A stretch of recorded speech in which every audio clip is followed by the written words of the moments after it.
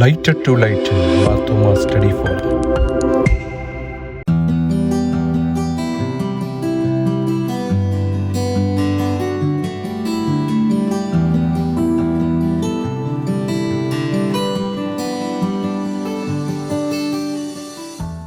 ദൈവനാമത്തിന് മഹത്വം ഉണ്ടായിരിക്കട്ടെ. Lighter to lighten Marthoma study ഫോറത്തിൻ്റെ 303 ലൈവ് വെബിനാറിലേക്ക് ഏവരെയും സ്വാഗതം ചെയ്തുകൊള്ളുന്നു. നാളിതുവരെ ഒരു മുടക്കവും കൂടാതെ എല്ലാ വെബിനാറുകളും നടത്തുവാൻ നമുക്ക് സാധിച്ചതിൽ ദൈവത്തിന് നന്ദി അർപ്പിക്കുന്നു. നമ്മുടെ ഓരോ വെബിനാറും ആരംഭിക്കുന്നത് പാട്ടുപാടി പ്രാർത്ഥിച്ചുകൊണ്ടാണല്ലോ. ഇന്ന് നമ്മൾ പ്രാരംഭ ഗാനം പാടുവാനായി ക്ഷണിച്ചിരിക്കുന്നത് നമുക്ക് ഏവർക്കും പരിചിതനായ രഞ്ജി സാറിനെയും സഹധർമ്മിണി കുഞ്ഞുമോൾ മാഡത്തെയുമാണ്. മുൻപ് അനേകം വെബിനാറുകൾ സാറും മാഡവും നമുക്ക് വേണ്ടി വളരെ മനോഹരമായ ഗാനങ്ങൾ ആലപിച്ചിട്ടുണ്ട്. അദ്ദേഹം തിരുവനന്തപുരം പരുത്തിപ്പാറ ഇമ്മാനുവേൽ മാർത്തോമാ ഇടവക അംഗമാണ്. അനേക വർഷങ്ങൾ അദ്ദേഹം ദുബായ് ജബലാലി മാർത്തോമാ ഇടവക ഗായക സംഘത്തിന് ശക്തമായ നേതൃത്വവും കൊടുത്തിട്ടുണ്ട്. UAE സെൻട്രൽ കൊയറിൻ്റെ ഭാഗമായി എനിക്കും സാറിനെ പരിചയപ്പെടുവാനായിട്ട് ഒക്കെ അവസരം ലഭിച്ചിട്ടുണ്ട്.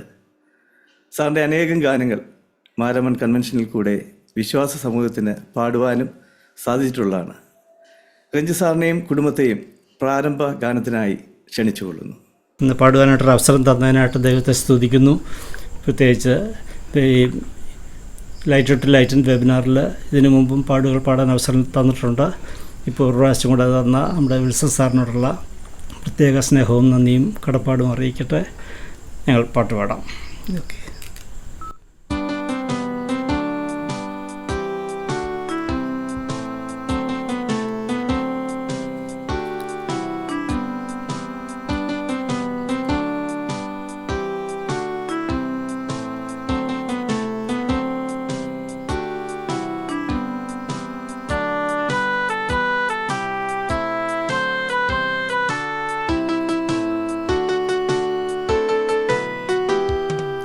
എന്നന്തരംഗവും എൻ ജീവനും ജീവനുള്ള ദേവനെ സ്തുതിച്ചിടുന്നിതാ. എന്നന്തരംഗവും എൻ ജീവനും ജീവനുള്ള ദേവനെ സ്തുതിച്ചിടുന്നിതാ. നീ നല്ലവൻ, നീ വല്ലഭൻ, എൻ രക്ഷകാ മഹാപ്രഭോ. നീ നല്ലവൻ, നീ വല്ലഭൻ, എൻ രക്ഷകാ മഹാപ്രഭോ.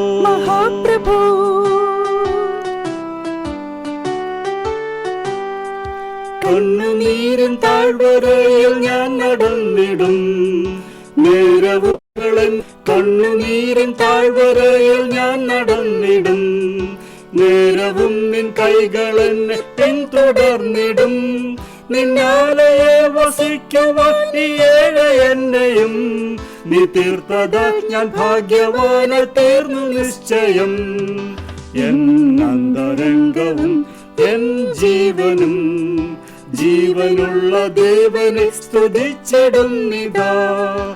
എൻ അന്തരംഗവും എൻ ജീവനും ജീവനുള്ള ദേവനെ സ്തുതിച്ചിടുന്നിതാ. നീ നല്ലവൻ, നീ വല്ലഭൻ, എൻ രക്ഷകാ മഹാപ്രഭോ. നീ നല്ലവൻ, നീ വല്ലഭൻ, എൻ രക്ഷകാ മഹാപ്രഭോ.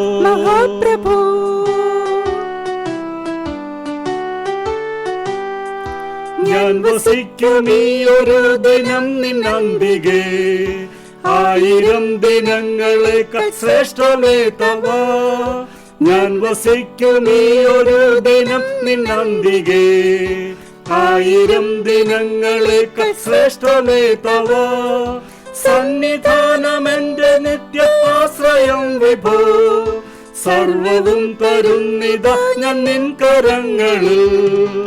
എൻ അന്തരംഗവും എൻ ജീവനും ജീവനുള്ള ദേവനെ സ്തുതിച്ചിടുന്നിതാ.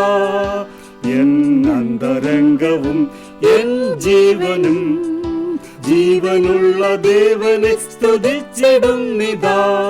നീ നല്ലവൻ, നീ വല്ലഭൻ, എൻ രക്ഷകാ മഹാപ്രഭോ. നീ നല്ലവൻ, നീ വല്ലഭൻ, എൻ രക്ഷകാ മഹാപ്രഭോ. Thank you. ഞങ്ങളുടെ ക്ഷണം സ്വീകരിച്ച് വന്ന് അതിമനോഹരമായി പാടിയ രഞ്ജി സാറിനും കുഞ്ഞുമോൾ മാഡത്തിനോടുമുള്ള പ്രത്യേക നന്ദി അറിയിക്കുന്നു. Thank you so much. ഇന്ന് ഈ മീറ്റിങ്ങിൽ പ്രാർത്ഥിക്കാനായി നമ്മൾ ക്ഷണിച്ചിരിക്കുന്നത് ശ്രീമതി ശാന്ത ജോർജ് കൊച്ചമ്മയാണ്. കൊച്ചമ്മ lighter to lighten Marthoma study ഫോറത്തിൻ്റെ ഒരു സജീവ അംഗം കൂടിയാണ്. മാർത്തോമാ സഭയിലെ സ്ത്രീകളുടെ ഉന്നമനത്തിനായി സജീവമായി പ്രവർത്തിക്കുന്ന ഒരു വ്യക്തിത്വത്തിൻ്റെ ഉടമയൂടെയാണ് കൊച്ചമ്മ. സേവിയ സംഘത്തിൻ്റെ ജനറൽ സെക്രട്ടറി, വൈസ് പ്രസിഡന്റ് എന്നീ നിലകളിലും വളരെ സജീവമായി കൊച്ചമ്മ പ്രവർത്തിച്ചിട്ടുണ്ട്. കൊച്ചമ്മയെ ഈ മീറ്റിങ്ങിൻ്റെ പ്രാരംഭ പ്രാർത്ഥനയ്ക്കായി ക്ഷണിച്ചുകൊള്ളുന്നു. പ്രാർത്ഥിക്കാം. നമുക്ക് കാരുണ്യവാനുമായ ഞങ്ങളുടെ വാഴ്ത്തപ്പെട്ട ദൈവമേ, ലൈറ്റ് മാർത്തോമാ സ്റ്റഡി ഫോറത്തിൻ്റെ 303ാമത് വെബിനാറിനായി ഞങ്ങൾക്ക് ഒരുമിച്ച് കൂടുന്നതിന് അവിടുന്ന് ഒരുക്കി തന്ന സാഹചര്യങ്ങൾക്കായി അങ്ങ് മഹത്വപ്പെടുത്തുന്നു. കഴിഞ്ഞ വെബിനാറുകളിൽ വ്യാപരിച്ച ദൈവകൃപയ്ക്കായി സ്തോത്രം ചെയ്യുന്നു. വിദ്യാഭ്യാസ മേഖലകളും തൊഴിൽ മേഖലകളും എല്ലാം വളരെ സംഘർഷങ്ങൾ നിറഞ്ഞതാണെന്ന് ഞങ്ങൾ മനസ്സിലാക്കുന്നു. ഏത് മേഖലയിലായിരുന്നാലും വെല്ലുവിളികളെ നേരിടുവാനും അഭിമുഖീകരിക്കുവാനും വേണ്ടതായ ദൈവകൃപ ഞങ്ങൾ എല്ലാവർക്കും നൽകണമെന്ന് പ്രാർത്ഥിക്കുന്നു. വെബിനാറിന് നേതൃത്വം നൽകുന്നതായിട്ട് ഡോക്ടർ വർഗീസ് പോത്തനായി പ്രാർത്ഥിക്കുന്നു. നിന്റെ മകൻ ഏറ്റെടുത്തിരിക്കുന്ന പ്രവർത്തന മേഖലകളിലൂടെ അനേകരെ പ്രത്യാശയിലേക്ക് നയിക്കുന്നതിന് സഹായിക്കണമെന്ന് പ്രാർത്ഥിക്കുന്നു. സ്റ്റഡി ഫോറത്തിന്റെ അഡ്മിൻസിനെ അവിടുത്തെ കരങ്ങളിലേക്ക് ഏൽപ്പിക്കുന്നു. എല്ലാ ക്രമീകരണങ്ങളും വളരെ ഭംഗിയും കൃത്യനിഷ്ഠയോടും കൂടെ ചെയ്യുന്നതിന് നാളിതുവരെ അവിടെ സഹായിച്ചവർ ഞങ്ങളെല്ലാം വാഴ്ത്തുന്നു. കർത്താവ് ഇന്ന് നേതൃത്വം നൽകുന്നവരെയും പങ്കെടുക്കുന്നവരെയും ഒരുപോലെ അനുഗ്രഹിക്കണമെന്ന് പ്രാർത്ഥിക്കുന്നു. ആദ്യയുടെ അന്ന് അവിടുത്തെ കൃപ കൂടെ ഇരിക്കണമെന്ന് യേശുവിന്റെ നാമത്തിൽ തന്നെ ആമേൻ. അനുഗ്രഹീതമായ പ്രാരംഭ പ്രാർത്ഥനയ്ക്ക് നേതൃത്വം നൽകിയ ശാന്ത ജോർജ് കൊച്ചമ്മയോടുള്ള നന്ദി അറിയിച്ചുകൊള്ളുന്നു. ഇന്ന് നമ്മുടെ മുഖ്യ വിഷയം അവതരിപ്പിക്കുന്നത് ഡോക്ടർ വർഗീസ് പോത്തൻ സാറാണ്. അതുപോലെ ഈ മീറ്റിങ്ങിൽ മോഡറേറ്ററായി പ്രവർത്തിക്കുന്നത് നമ്മുടെ lighter to lighten Marthoma study ഫോറത്തിൻ്റെ അഡ്മിൻ കൂടിയായ ശ്രീമതി ശാന്തി മത്തായി കൊച്ചമ്മയാണ്. കൊച്ചമ്മ നമുക്ക് ഏവർക്കും വളരെ സുപരിചിതയാണ്. Lighter to lighten Marthoma study ഫോറത്തിൻ്റെ എല്ലാ പ്രവർത്തനങ്ങളും മുൻപോട്ട് കൊണ്ടുപോകുവാൻ ഇതിൻ്റെ പ്രാരംഭകാലം മുതലേ കൊച്ചമ്മ നൽകുന്ന സംഭാവന വളരെ വിലപ്പെട്ടതാണ്. ശ്രീമതി ശാന്തി മത്തായി കൊച്ചമ്മ ഇപ്പോൾ തേവര സേക്രഡ് ഹാർട്ട് കോളേജിൽ കമ്മ്യൂണിക്കേഷൻ വിഭാഗത്തിൽ അധ്യാപികയാണ്. ഈ ഡിപ്പാർട്ട്മെൻറ്റിൽ തന്നെ HOD ആയും കൊച്ചമ്മ നേരത്തെ പ്രവർത്തിച്ചിട്ടുള്ളതാണ്. അനവധി സാമൂഹിക സാംസ്കാരിക മേഖലകളിൽ തൻ്റേതായിട്ടുള്ള വ്യക്തിത്വം തെളിയിച്ച കൊച്ചമ്മ നിരവധി കോൺഫറൻസുകൾക്കും വിവിധ ട്രെയിനിങ് പ്രോഗ്രാമുകൾക്കും ഒക്കെയും നേതൃത്വം നൽകിയിട്ടുണ്ട്. ശാന്തി മത്തായി കൊച്ചമ്മയെ ഈ വെബിനാറിൻ്റെ മോഡറേറ്ററായി നേതൃത്വം ഏറ്റെടുക്കുവാനായി വളരെ സന്തോഷത്തോടുകൂടി ക്ഷണിച്ചുകൊള്ളുന്നു. Thank you so much Shri ഡൻസിയാക്കുമറ്റം. Light to light Marthoma study ഫോറത്തിന്റെ 303ാമത് വെബിനാറിലേക്ക് എല്ലാവരെയും ഒരു പ്രാവശ്യം കൂടെ വളരെ സന്തോഷത്തോടു കൂടെ സ്വാഗതം ചെയ്യട്ടെ. ഇന്ന് വളരെ പ്രധാനപ്പെട്ട ഒരു വിഷയമാണ് നമ്മൾ പഠനത്തിനായിട്ട് തിരഞ്ഞെടുത്തിരിക്കുന്നത്. കുറച്ച് ആളുകൾ കൂടെ ഉടനെ തന്നെ ജോയിൻ ചെയ്യുമെന്ന് പ്രതീക്ഷിക്കുകയാണ്. ഏറ്റവും അധികം ചർച്ച ചെയ്യപ്പെടേണ്ട ഒരു വിഷയം തന്നെയാണിത്. മാറുന്ന വിദ്യാഭ്യാസവും തൊഴിൽ സാഹചര്യങ്ങളും എന്നുള്ളത് ഒരു സമൂഹത്തെ സംബന്ധിച്ചിടത്തോളം ഏറ്റവും പ്രധാനപ്പെട്ട ഒന്നാണ് വിദ്യാഭ്യാസം. എന്നാൽ അതിനേക്കാൾ മുന്നേ മനുഷ്യന് ആവശ്യമായിരുന്ന ഒരു കാര്യമായിട്ട് മനസ്സിലാക്കിയിരിക്കുന്ന കാര്യമാണ് ഒരു തൊഴിൽ. തൊഴിലുണ്ടെങ്കിൽ മാത്രമേ വരുമാനം ഉണ്ടാകുകയുള്ളൂ. എങ്കിൽ മാത്രമേ ജീവിതം മുന്നോട്ട് പോകാനായിട്ട് ലോകപരമായ രീതിയിൽ സാധിക്കുകയുള്ളൂ. അല്ലെങ്കിൽ മറ്റ് ആശ്രമങ്ങളുടെയും അങ്ങനെയുള്ള സമൂഹങ്ങളുടെയൊക്കെ ഭാഗമായിരുന്നെങ്കിൽ മാത്രമേ, ചില മിഷനുകളുടെയൊക്കെ ഭാഗമായിരുന്നെങ്കിൽ മാത്രമേ അല്ലാതെ പ്രവർത്തിക്കുവാൻ സാധിക്കുകയുള്ളൂ. അല്ലെങ്കിൽ തൊഴിൽ ജീവനോപാധി എന്ന് പറയുന്നത് മനുഷ്യനെ സംബന്ധിച്ചിടത്തോളം വളരെ അത്യന്താപേക്ഷിതമാണ്. എന്നാൽ നമുക്കറിയാം, ആദ്യത്തെ ഒരു അഗ്രേറിയൻ ഒരു സൊസൈറ്റിക്ക് ശേഷം പിന്നെ യന്ത്രവൽകൃത വ്യാവസായിക മേഖലകളിലേക്ക് ലോകം മുന്നേറി. അതോടൊപ്പം തന്നെ അതിനാവശ്യമായ സ്കിൽ ട്രെയിനിങ് പഠനങ്ങൾ, വിദ്യാഭ്യാസം അനിവാര്യമായിട്ട് വന്നു. എന്നാൽ പിന്നെയും ലോകം കമ്പ്യൂട്ടർ യുഗത്തിലേക്ക് കടന്നു. അപ്പോൾ അതിന് അനുസരിച്ചുള്ള വിദ്യാഭ്യാസ സംവിധാനങ്ങൾ ഉണ്ടായി വന്നു. ഇപ്പോൾ നാം എത്തി നിൽക്കുന്ന ഡിജിറ്റൽ യുഗം, അല്ലെങ്കിൽ ഡിജിറ്റൽ യുഗവും കഴിഞ്ഞ് ആർട്ടിഫിഷ്യൽ ഇന്റലിജൻസ് യുഗത്തിൽ നമ്മൾ എത്തി നിൽക്കുകയാണ്. ഒരു രാജ്യത്തിന്റെ, ഒരു സമൂഹത്തിന്റെ ഭാവി തീരുമാനിക്കുന്ന നിർണായക ഘടകങ്ങളായി ഈ വിദ്യാഭ്യാസവും തൊഴിൽ മേഖലയും എത്തിപ്പെടുകയാണ്. അല്ലെങ്കിൽ അവ രണ്ടും വളരെ പ്രധാനപ്പെട്ടതായിട്ട് മാറുന്നു. അപ്പൊ അങ്ങനെയുള്ള സാഹചര്യത്തിൽ വിദ്യാഭ്യാസ രീതികൾ ഓരോരോ ആവശ്യങ്ങൾക്കും കാലഘട്ടങ്ങൾക്കും അനുസരിച്ച് മാറി വരുന്നു. അതിനനുസരിച്ച് നിയമങ്ങൾ മാറി വരുന്നു. രാജ്യത്തിന്റെ സാഹചര്യങ്ങൾക്കനുസരിച്ച് വിദ്യാഭ്യാസ രീതികൾ മാറുന്നു. ലോകത്തിന് അനിവാര്യമായ മാറ്റങ്ങൾ ഉണ്ടാകേണ്ട രീതിയിൽ തൊഴിൽ മേഖല മാറിക്കൊണ്ടേയിരിക്കുന്നു. അതിന്റെ അനന്തര അനുഭവങ്ങളായിട്ട് ആർട്ടിഫിഷ്യൽ ഇന്റലിജൻസും മറ്റും വന്നപ്പോൾ തൊഴിലില്ലായ്മ വളരെയാകുന്നു എന്ന ഭയം ഇപ്പോൾ വളരെ പ്രബലമാണ്.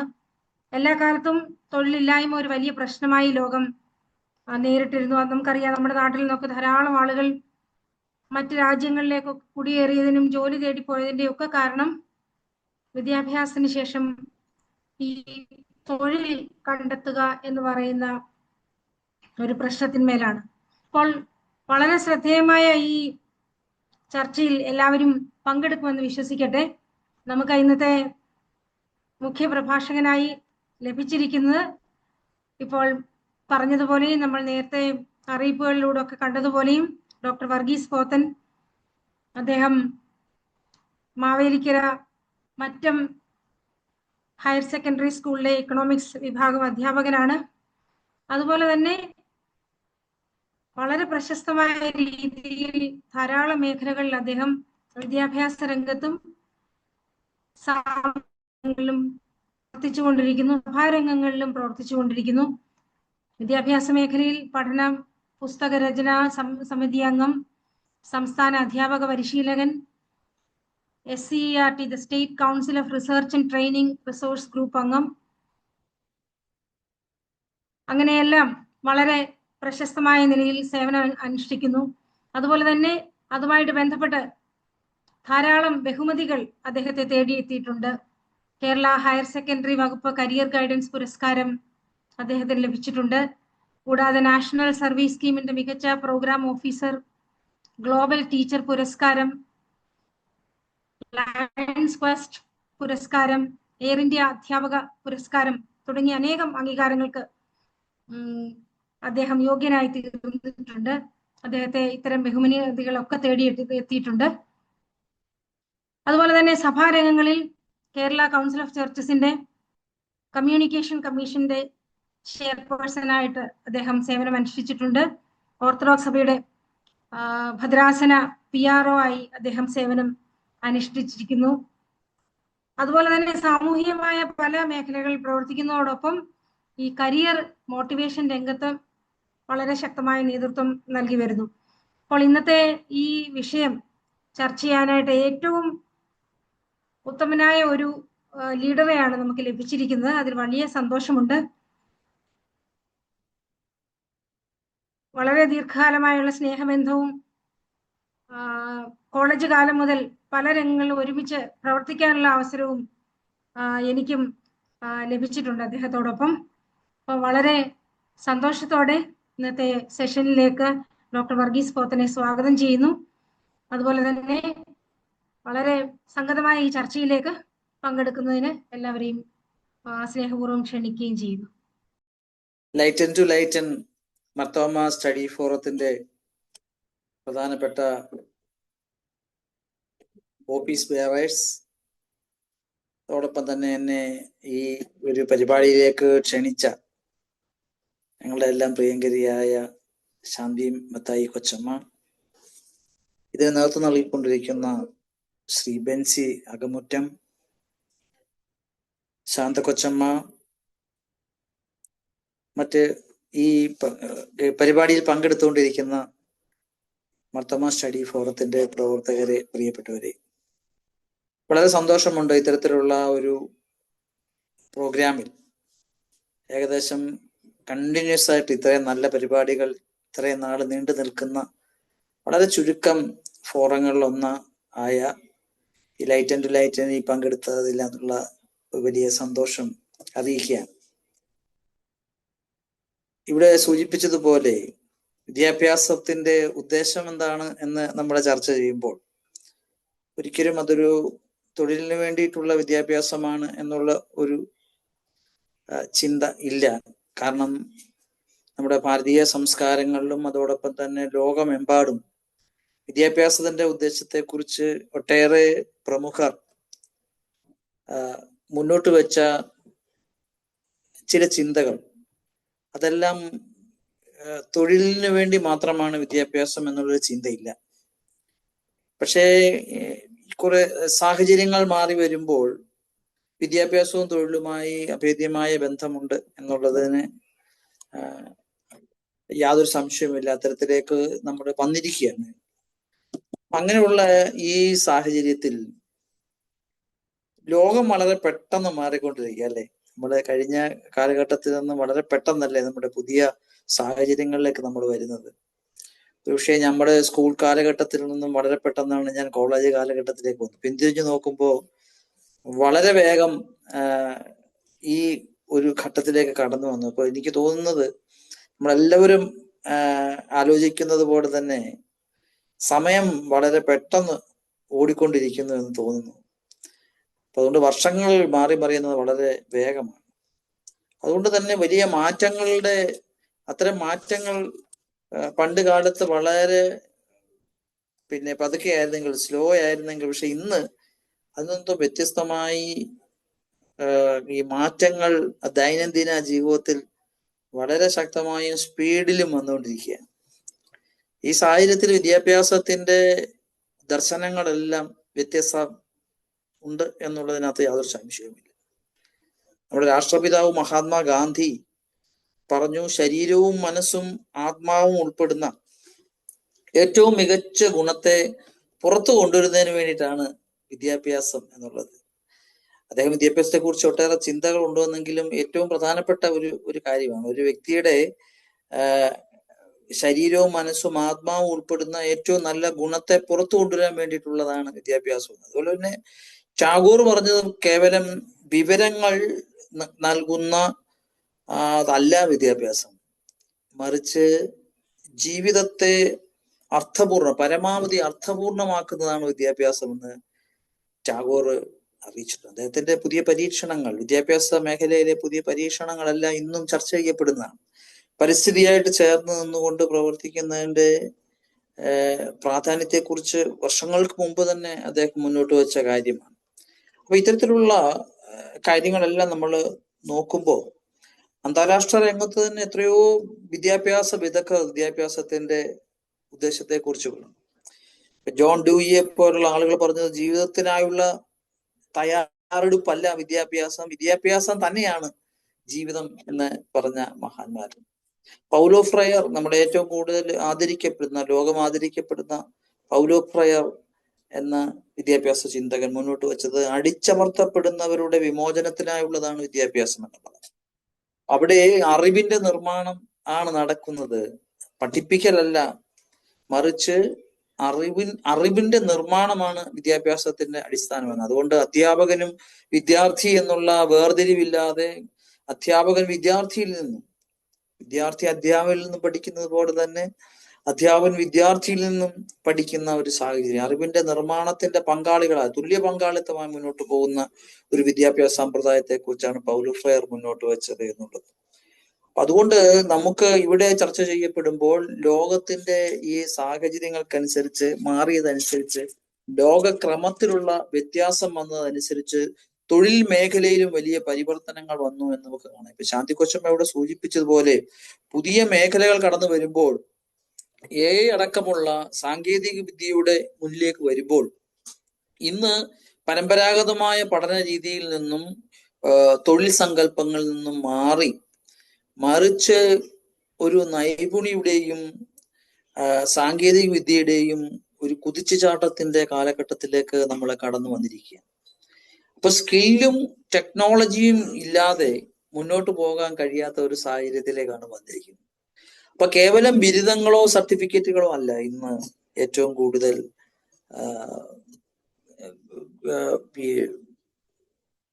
പരിഗണിക്കപ്പെടുക, മറിച്ച് ആ വിജ്ഞാനം എങ്ങനെ ആ അറിവ് എങ്ങനെ പ്രയോഗത്തിൽ എത്തിക്കുന്നു എന്നുള്ളതും, ആ വിജ്ഞാനം നേടിയത് കൊണ്ട് എത്രത്തോളം പ്രയോഗ തലത്തിലേക്ക് അത് ഉപയോഗിക്കാൻ ഉള്ള കഴിവുണ്ട് എന്നുള്ളതും.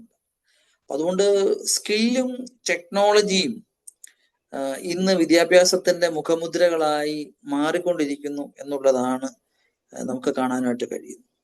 അങ്ങനെ പോകുമ്പോൾ എനിക്ക് ഇവിടെ കുറച്ച് കാര്യങ്ങൾ അതുമായി ബന്ധപ്പെട്ട് പറയേണ്ടതായിട്ടുണ്ട്. പ്രധാനമായിട്ടും നമ്മൾ നേരത്തെ സൂചിപ്പിച്ച പോലെ വിജ്ഞാനത്തിൽ നിന്നും നൈപുണ്യത്തിലേക്ക് പോകുന്ന ഒരു രീതിയിലേക്ക് ഒരുപാട് പേര് പഠിക്കുന്നുണ്ട്. പക്ഷെ ഇവിടെ സൂചിപ്പിച്ച തൊഴിലില്ലായ്മയുടെ പ്രശ്നം ഉണ്ടാകുന്നത് തൊഴിലിന് അനുസൃതമായുള്ള പഠനമുണ്ടോ എന്നുള്ളതാണ്. ആവശ്യങ്ങൾക്ക്, ലോകത്തിന്റെ തൊഴിലിന്റെ സാഹചര്യങ്ങൾക്ക്, പുതിയ തൊഴിലുകളുടെ സാഹചര്യങ്ങൾക്ക് ആവശ്യത്തിനുള്ള തരത്തിലുള്ള വിദ്യാഭ്യാസമാണോ എന്നുള്ളതാണ്. ഇൻഡസ്ട്രി മേഖല, നേരത്തെ നമ്മുടെ ഒരു കാലഘട്ടത്തിന് മുമ്പ് അഗ്രികൾച്ചർ മേഖലയിലാണ് ഏറ്റവും കൂടുതൽ ആളുകൾ പ്രവർത്തിച്ചിരുന്നതെങ്കിൽ, കൃഷി കാര്യങ്ങളിലാണ് ഏറ്റവും കൂടുതൽ ആളുകൾ പ്രവർത്തിച്ചിരുന്നതെങ്കിലും കാലഘട്ടം മാറിയപ്പോൾ അടുത്ത ഘട്ടത്തിലേക്ക് പ്രത്യേകിച്ച് ഇൻഡസ്ട്രിയിലും അതുപോലെ സർവീസ് സെക്ടറിലുമുള്ള ആളുകൾ കൂടുതൽ പ്രവർത്തിക്കാൻ തുടങ്ങി എന്നുള്ളതാണ്. ഇത് ഒരു രാജ്യത്തിന്റെ വികസനത്തെ സംബന്ധിച്ച് ഏറ്റവും പ്രധാനപ്പെട്ടതാണ്. തൊഴിൽ മേഖലയിലുള്ള ഈ തരത്തിലുള്ള ഒരു മാറ്റം എന്ന് പറയുന്നത് അഗ്രികൾച്ചർ മേഖലയിൽ നിന്നും ഇൻഡസ്ട്രിയൽ മേഖലയിലേക്കും സർവീസ് മേഖലയിലേക്കും ഒരു സമൂഹം ഉയർത്തപ്പെടുമ്പോഴാണ് ആ രാജ്യം ഒരു തരത്തിൽ പറഞ്ഞാൽ സാമ്പത്തിക ശാസ്ത്രത്തിന്റെ അടിസ്ഥാനത്തിൽ വികസനം എന്ന് ഉദ്ദേശിക്കുന്നത്. അപ്പൊ അവിടെ അങ്ങനെയൊക്കെ ഉള്ള ഒരു മാറ്റം വന്നപ്പോൾ അതിന് അക്കാഡമിയ ഇൻഡസ്ട്രി ഗ്യാപ്പ് എന്നൊക്കെ ഇപ്പം പുതിയ രീതിയിൽ പറയാറുണ്ട്. എന്നുവെച്ചാൽ ഇൻഡസ്ട്രിക്ക് വേണ്ടിയിട്ടുള്ള അക്കാദമിക വൈദഗ്ധ്യം ലഭിക്കാത്തതുകൊണ്ട് അതിൻ്റെ ഇടയ്ക്കൊരു ബ്രിഡ്ജ് ഉണ്ട്. ആ ഗ്യാപ്പ് ഒരിക്കലും ഒന്നിപ്പിക്കുവാൻ, ഗ്യാപ്പ് മറയ്ക്കുവാൻ ഈ പുതിയ വിദ്യാഭ്യാസം അല്ലെങ്കിൽ ഇപ്പൊ നിലനിൽക്കുന്ന വിദ്യാഭ്യാസ രീതിക്ക് പലപ്പോഴും കഴിയുന്നില്ല എന്നുള്ളതാണ് ഒന്നാമത്തെ പ്രധാനപ്പെട്ട കാര്യം. അതായത് പ്രാക്ടിക്കൽ നോളജിന്റെ അഭാവമാണ് പലപ്പോഴും ഇത്തരത്തിലുള്ള പുതിയ സാഹചര്യങ്ങളിൽ, തൊഴിൽ സാഹചര്യങ്ങൾ മാറുന്ന വിദ്യാഭ്യാസത്തിനനുസരിച്ച് ഉണ്ടാവുന്നില്ല എന്നുള്ളതാണ് ഏറ്റവും പ്രധാനപ്പെട്ട കാര്യം. രണ്ടാമത് സാങ്കേതിക വിദ്യയുടെ സ്വാധീനം. സാങ്കേതിക വിദ്യ ഇന്ന് നമ്മൾ കാണുന്ന രീതിയിലല്ല, വലിയ മാറ്റം ഇന്നത്തെ ഒരു കാര്യമല്ല നാളെ. ഇപ്പൊ നമുക്കറിയാം, നമ്മുടെ ഒരുപക്ഷെ കോവിഡ് കാലഘട്ടത്തിലൊക്കെയാണ് സത്യത്തിൽ ആളുകൾ ഈ ഓൺലൈൻ സംവിധാനങ്ങൾ കൂടുതൽ ഉപയോഗിച്ചു തുടങ്ങിയെന്ന് എനിക്ക് തോന്നുന്നു. സത്യത്തിൽ ഓൺലൈൻ മാർക്കറ്റിംഗ് അടക്കമുള്ള കാര്യങ്ങൾ പരിചയപ്പെടുന്നത്, ഓൺലൈനിലൂടെ പഠനം നടത്താമെന്നുള്ള കാര്യം പരിചയപ്പെടുന്നതൊക്കെ ഈ കോവിഡ് കാലഘട്ടത്തിലാണ് എന്നാണ് പെട്ടെന്ന് എനിക്ക് തോന്നുന്നത്. അപ്പൊ അവിടെ ഉണ്ടായിരുന്ന ഒരു വലിയ മാറ്റം, അന്ന് ആദ്യം നമ്മുടെ കയ്യിൽ ഉണ്ടായിരുന്ന ഒരു മൊബൈൽ ഫോൺ അല്ല ഇന്ന് ആളുകളുടെ കയ്യിൽ. നമ്മൾ ഓരോ വർഷം കഴിയുന്നതോറും അല്ലെങ്കിൽ നമ്മൾ ഒരു മൊബൈൽ ഉപയോഗിച്ച് കഴിഞ്ഞാൽ ആ മൊബൈൽ വീണ്ടും നമ്മൾ ഉപയോഗിക്കുന്നില്ല. കാരണം സൗകര്യങ്ങൾ കുറച്ചുകൂടി ഉള്ള ഒരു മൊബൈൽ സംവിധാനത്തിലേക്ക്, ഞാൻ ഉദാഹരണം പറഞ്ഞെന്നുള്ളതേ ഉള്ളൂ. ഇതാണ് നമ്മുടെ സ്ഥിതിയെങ്കിൽ ഓരോ ആഴ്ചയിലും പുതിയ പുതിയ മോഡലുകൾ ഇറങ്ങുന്ന ഒരു സാഹചര്യത്തിലേക്ക് വന്നിട്ടുണ്ട് എങ്കിൽ മറ്റു മേഖലകളിലെല്ലാം ലോകത്തിന്റെ സാങ്കേതിക വിദ്യകളിലെല്ലാം എത്രത്തോളം മാറ്റങ്ങളാണ് ഉണ്ടായിട്ടുള്ളത് എന്നുള്ളത് നമ്മൾ മനസ്സിലാക്കേണ്ടത് വളരെ അനിവാര്യമാണ്. അതുപോലെ തന്നെ നമുക്കറിയാം AI പോലെ തന്നെ ഡേറ്റാ സയൻസ്, റോബോട്ടിക്സ് എന്നിവയുടെ വളർച്ച അത് വളരെ ചടുലമായ ഒരു വളർച്ചയാണ്. വളരെ പെട്ടെന്ന് മാറ്റം വന്ന ഒരു വളർച്ചയുടെ ഭാഗമാണ്. അപ്പൊ അതുകൊണ്ട് തന്നെ ഇവിടെ സൂചിപ്പിച്ച പോലെ പരമ്പരാഗതമായ ചില തൊഴിലുകൾ നഷ്ടപ്പെടുകയും പകരം ചില പുതിയ തൊഴിലുകൾ സൃഷ്ടിക്കപ്പെടുകയും ചെയ്യുന്നുണ്ട്. പണ്ട് എൻ്റെ കുട്ടിക്കാലത്തൊക്കെ നമ്മുടെ നാട്ടിലെ പ്രധാനപ്പെട്ട ചെറുപ്പക്കാര് SSLC പഠനം കഴിഞ്ഞ് പ്രീ ഡിഗ്രി പഠനം കഴിഞ്ഞ് ഏറ്റവും ഒടുവിൽ പോകുന്ന ടൈപ്പും ഷോർട്ട് ഹാൻഡും പഠിക്കാൻ എന്നതാണ്. അപ്പൊ ഞങ്ങളുടെ ചുറ്റുപാടുമുള്ള ഞങ്ങളുടെ കൊച്ചു ഗ്രാമമാണ് മാവേലിക്കരയുടെ സമീപ പ്രദേശത്തുള്ള കൊച്ചു ഗ്രാമം. അവിടെയൊക്കെ ഉണ്ടായിരുന്ന ഏറ്റവും നവീനമായിട്ടുള്ള ഒരു സ്ഥാപനങ്ങൾ എന്നുള്ള നിലയിൽ അറിയപ്പെട്ടുകൊണ്ട് ഈ ടൈപ്പ് റൈറ്റിംഗ് ഇൻസ്റ്റിറ്റ്യൂട്ടുകളാണ്. അത് ഒരു ജംഗ്ഷനിൽ തന്നെ 3-4 ടൈപ്പ് റൈറ്റിംഗ് ഇൻസ്റ്റിറ്റ്യൂട്ടുകൾ ഉള്ള ഒരു കാലഘട്ടം വരെ ഉണ്ടായിട്ടുണ്ട്.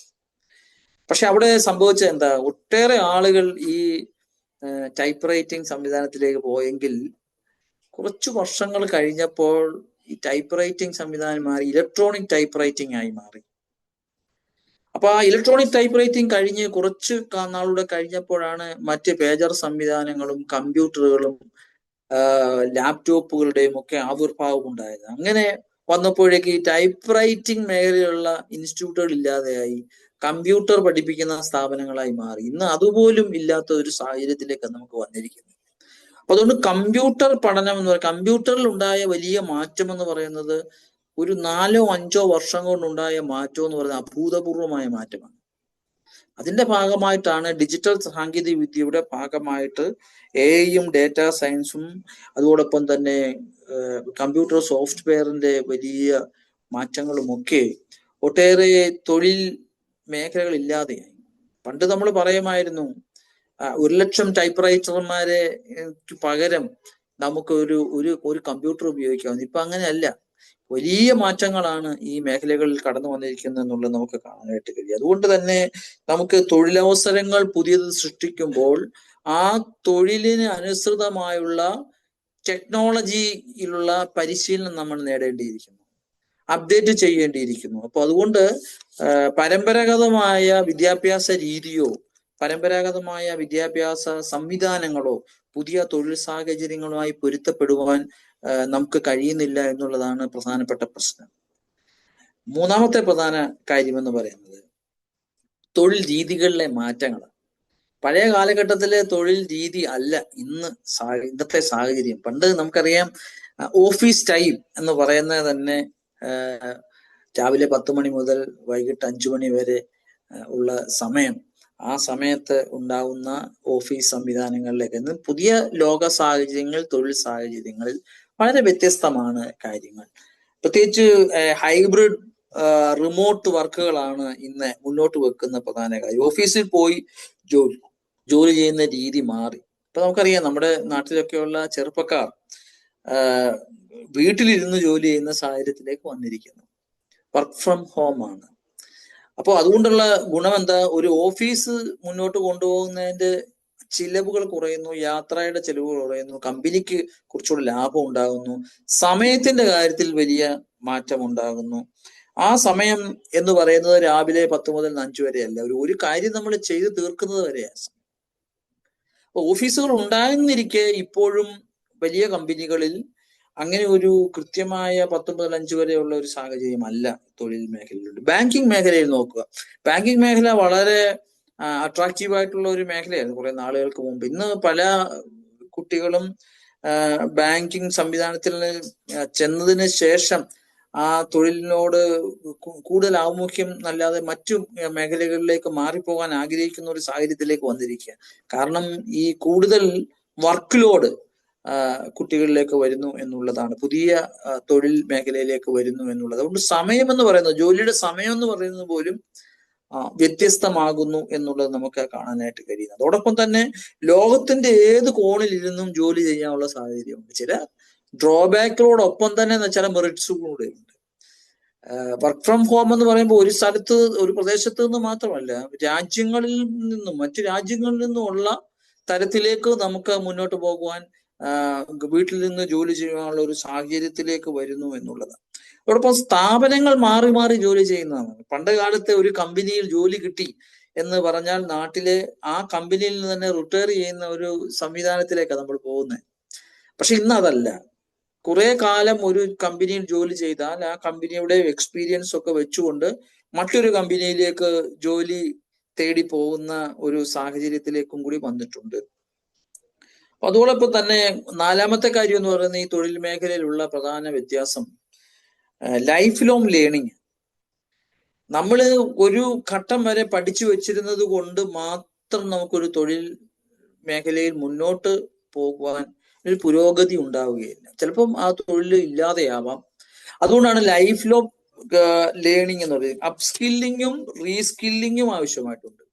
അപ്പോൾ പുതിയ മേഖലകളിലേക്ക് വരുമ്പോൾ, പുതിയ സാഹചര്യങ്ങളിലേക്ക് വരുമ്പോൾ നമുക്കുള്ള സ്കില്ലിനേക്കാൾ കൂടുതൽ സ്കിൽ ആവശ്യമായിട്ട് വരുന്നു. ഇത് സ്വന്തമായി തന്നെ നമ്മൾ പഠിച്ചെടുക്കുകയോ അല്ലെങ്കിൽ നമ്മൾ എവിടെയാണോ തൊഴിൽ നേടുന്നത് ആ തൊഴിൽദാതാക്കളുടെ ചുമതലയായി ഒരു ട്രെയിനിങ് എന്നുള്ള നിലയിൽ നമുക്ക് കൂടുതൽ സ്കില്ല് നൽകാനുള്ള സാഹചര്യത്തിലേക്കാണ് ഇപ്പോൾ പോകുന്നത്. അങ്ങനെ അതുമായിട്ട് ചേർന്ന് പോകാത്ത ആളുകൾക്ക് നമുക്ക് ഈ മേഖലയിൽ നിൽക്കാൻ പറ്റാത്ത സാഹചര്യമാണുള്ളത്.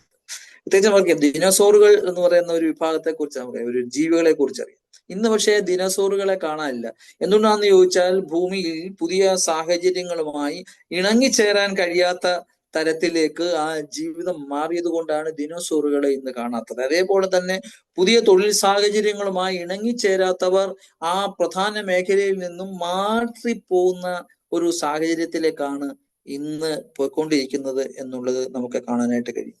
അഞ്ചാമത്തെ പ്രധാനപ്പെട്ട കാര്യം എന്ന് പറയുന്നത് സോഷ്യൽ ആൻഡ് ഇമോഷണൽ സ്കിൽസിനെ കുറിച്ച്. യന്ത്രങ്ങൾക്ക് ചെയ്യാൻ കഴിയാത്തത് വിപണിയിൽ വരും ദിവസങ്ങളിൽ മൂല്യം വർദ്ധിക്കും എന്നുള്ളതാണ് ഏറ്റവും പ്രധാനപ്പെട്ട കാര്യം. യന്ത്രങ്ങൾക്ക് ചെയ്യാൻ കഴിയാത്ത കാര്യങ്ങൾ മനുഷ്യനെ കൊണ്ട് സാധിക്കുന്ന കാര്യങ്ങളുണ്ട്. പ്രത്യേകിച്ചും സർഗാത്മകത, ക്രിയേറ്റിവിറ്റി. നമ്മൾ ഒരു കമ്പ്യൂട്ടറിനോട് നമ്മൾ പറയുന്ന കാര്യങ്ങൾ ചെയ്യാൻ മാത്രമേ യന്ത്രങ്ങൾക്ക് കഴിയൂ. നമ്മൾ ഓർഡർ കൊടുക്കുന്നതനുസരിച്ച് ഡിസൈൻ ചെയ്യാനേ ഒരു യന്ത്രത്തിന് കഴിയും. അപ്പൊ അത്തരത്തിലുള്ള യന്ത്രങ്ങളുടെ കണ്ടുപിടുത്തവും റോബോട്ടുകളുടെ കണ്ടുപിടുത്തവും എല്ലാം സ്വയം അവർക്ക് ചെയ്യാൻ പറ്റുന്ന ഒരു ക്രിയേറ്റിവിറ്റിയുടെ ഭാഗത്തേക്ക്, സർഗാത്മകതയുടെ ഭാഗത്തേക്ക് പോകാൻ ഇപ്പോഴും സാധിച്ചിട്ടില്ല എന്നുള്ളതാണ് വളരെ കൃത്യമായ കാര്യം. അതോടൊപ്പം തന്നെ വിമർശനാത്മക ചിന്തയോടുകൂടി പ്രവർത്തിക്കാൻ, ക്രിട്ടിക്കൽ തിങ്കിങ് എന്ന് പറയുന്ന ഒരു സ്കില്ല് അത് പലപ്പോഴും യന്ത്രങ്ങൾക്കുള്ളതല്ല, മറിച്ച് നമുക്ക് അതിനകത്ത് ചില ഡേറ്റകൾ ഒക്കെ അവർ പക്ഷേ അനാലിസിസ് നടത്തിയെന്നിരിക്കും. പക്ഷെ വിമർശനാത്മകമായ ചിന്തയോടുകൂടി നമുക്ക് മുന്നോട്ട് പോകുവാൻ സത്യത്തിൽ മനുഷ്യന്റെ തന്നെ വലിയ ഇൻവോൾവ്മെന്റ് ആവശ്യമാണ്. അതോടൊപ്പം തന്നെ എമ്പതി ഉൾപ്പെടെയുള്ള ചില സ്കില്ലുകൾ, സഹാനുഭൂതി, സ്നേഹവും കരുണയും ഒക്കെ ഒരു കാരണവശാലും യന്ത്രങ്ങൾക്ക് ഉണ്ടാവാറില്ല. ഒരു അധ്യാപന മേഖലയിൽ, നമ്മളിപ്പോൾ തൊഴിൽ മേഖല എന്നുള്ള നിലയിൽ അധ്യാപന മേഖലയിൽ കുട്ടികളുമായുള്ള ബന്ധം കേവലം യന്ത്രങ്ങളുടെ ബന്ധങ്ങൾ അല്ലാതെ ജൈവികമായ ഇടപെടലുകൾ ഉണ്ടാവണമെങ്കിൽ അതിന് മനുഷ്യന്റെ ഒരു പ്രത്യേകമായ എമ്പതി അടക്കമുള്ള കാര്യങ്ങളിലേക്ക് പോകണം. അതോടൊപ്പം തന്നെ നേതൃപാഠവും ലീഡർഷിപ്പ് ക്വാളിറ്റി അത് മനുഷ്യനുള്ളതാണ്. മനുഷ്യൻ അതുകൊണ്ടാണ് ഈ ഭൂമിയിലെ സകല ജീവജാലങ്ങൾക്കും നേതൃത്വം നൽകുവാൻ കഴിയുന്ന തരത്തിലേക്ക് വളർന്നു വന്നത്. അതുകൊണ്ടൊരു നേതൃപാഠവം എന്ന് പറയുന്നതും സമൂഹത്തിലെ ഏറ്റവും അടിസ്ഥാനപരമായ കാര്യം. ഗോത്രങ്ങളുള്ള കാലം മുതലേ ലീഡർഷിപ്പ് എന്ന് പറയുന്ന ഒരു ക്വാളിറ്റി അത് ഉള്ള ആളുകൾ ആ സമൂഹത്തിന്റെ നേതാക്കളായി വളർന്നു വന്നിട്ടുണ്ട്. അപ്പൊ ആ ലീഡർഷിപ്പ് എന്ന് പറയുന്നത് ഒരിക്കലും ഇത്തരത്തിലുള്ള യന്ത്രങ്ങൾക്ക് നൽകാൻ കഴിയുന്ന ഒന്നല്ല. അതുകൊണ്ട് social and emotional skills develop ചെയ്യുമ്പോൾ പുതിയ തൊഴിൽ സാഹചര്യങ്ങളിലേക്ക് നീങ്ങുവാൻ കഴിയും. ഇന്നത്തെ കാലഘട്ടത്തിൽ നമുക്കറിയാം കുട്ടികൾ പഠനത്തിൽ സമർത്ഥരാണെങ്കിലും അവർക്ക് ഇമോഷണൽ സ്കിൽസ് ഡെവലപ്പ് ചെയ്യാൻ പലപ്പോഴും പ്രശ്നമാണ്. അതായത് ഒരു പ്രശ്നം വരുമ്പോൾ ഏത് തരത്തിലുള്ള ഒരു ഡിസിഷൻ മേക്കിംഗ് ആണ് അവർ നടത്തേണ്ടത് എന്നുള്ളത് ജീവിത അനുഭവങ്ങളിലൂടെ പഠിക്കേണ്ടതാണ്. അതൊരു യൂണിവേഴ്സിറ്റിയും അതിനുള്ള ഒരു കോഴ്സ് നൽകുന്നില്ല. സത്യത്തിൽ പ്രശ്നങ്ങൾ വരുമ്പോൾ അതിനെ കരുത്തോടെ നേരിടാനുള്ള മനസ്സ് അത് വിദ്യാഭ്യാസത്തിലൂടെ നേടുമ്പോൾ സഹപഠനത്തിലൂടെയും അതോടൊപ്പം തന്നെ ജൈവികമായുള്ള ഇടപെടലുകളിലൂടെയും മാത്രമേ ആ ഒരു കരുത്ത് നേടാൻ കഴിയുള്ളൂ. ഇന്ന് ലോകത്ത് വിദ്യാഭ്യാസ മേഖലയിൽ കേരളം ഔന്നത്യം പ്രാപിച്ചതായിട്ട് പറയാം. അങ്ങനെ ഔന്നത്യം പ്രാപിച്ചെങ്കിലും ആത്മഹത്യാ നിരക്കിന്റെ കാര്യത്തിലും കേരളം മുന്നിലാണ്. കാരണം എന്താ? പുതിയ സാഹചര്യങ്ങളുമായി പുതിയ ഇമോഷണൽ ഇന്റലിജൻസിന്റെ അപര്യാപ്തതയാണ്. വൈകാരികമായി കാര്യങ്ങളെ നേരിടുമ്പോൾ ചില പ്രശ്നങ്ങൾ ഉണ്ടാകുന്നു എന്നുള്ളതാണ് അതിന്റെ പ്രധാനപ്പെട്ട കാര്യം. അവിടെയാണ് സത്യത്തിൽ സഭയുടെയും സമൂഹത്തിന്റെയും ഒക്കെ ഒരു ഇടപെടൽ ഉണ്ടാകേണ്ടത്. അവിടെയാണ് പ്രാർത്ഥനയുടെയും ദൈവികമായ ഇടപെടലുകളുടെയും ദൈവികമായുള്ള ബന്ധങ്ങളുടെയും ഒക്കെ ഒരു വലിയ സാധ്യത അവിടെയുണ്ട്. അതുകൊണ്ട് വിദ്യാഭ്യാസവും തൊഴിലവസരങ്ങളെ കുറിച്ചും നമ്മൾ സംസാരിക്കുമ്പോൾ നമുക്ക് ഏറ്റവും അധികം മുന്നോട്ട് പോകേണ്ട ഒരു പ്രധാനപ്പെട്ട കാര്യം, നമുക്ക് ഒരു ആങ്കർ ഉണ്ടാകണം. ഒരിടത്ത് നമ്മൾ ശക്തമായി നമ്മൾ ബന്ധിക്കപ്പെടണം. ആ ബന്ധം എന്ന് പറയുന്നത് ദൈവവുമായുള്ള ബന്ധമായിരിക്കണം. ആ ബന്ധത്തിൽ നിന്നുകൊണ്ട് വേണം നമുക്ക് പുതിയ സാഹചര്യങ്ങളിലേക്ക് പോകാൻ. അപ്പൊ അതുകൊണ്ട് ജോലി തേടാനുള്ള മാർഗം മാത്രമല്ല തൊഴിൽ, മറിച്ച് മാറുന്ന ലോകത്തോട് പൊരുത്തപ്പെടാനുള്ള ശാരീരികവും മാനസികവുമായ ഒരു തയ്യാറെടുപ്പ് കൂടി അതിന്റെ ഭാഗമായിട്ട് വേണം. അതുകൊണ്ട് പുതിയ മാറ്റങ്ങളെ ഉൾക്കൊള്ളാൻ നമ്മൾ തയ്യാറാണ്. ഇപ്പൊ നമുക്കറിയാം, നമ്മുടെ രാജ്യത്ത് ഇന്ത്യയിൽ ഒട്ടേറെ മാറ്റങ്ങൾ വിദ്യാഭ്യാസ രംഗത്ത് വന്നു കഴിഞ്ഞു. അത് എത്ര പേർക്ക് അറിയാവുന്നുള്ളതിനെ കുറിച്ച് യാതൊരു ധാരണയുമില്ല. പക്ഷെ പുതിയ തലമുറ ഇത്തരം കാര്യങ്ങളെ കുറിച്ച് മനസ്സിലായിക്കൊണ്ടിരിക്കുകയാണ്. ആ മേഖലയിലുള്ള വ്യത്യാസം എന്ന് പറയുന്നത്, പ്രധാനമായിട്ടുള്ള വ്യത്യാസം NEP 2020 എന്നുള്ള പേരിലാണ് അത് അറിയപ്പെടുന്നത്.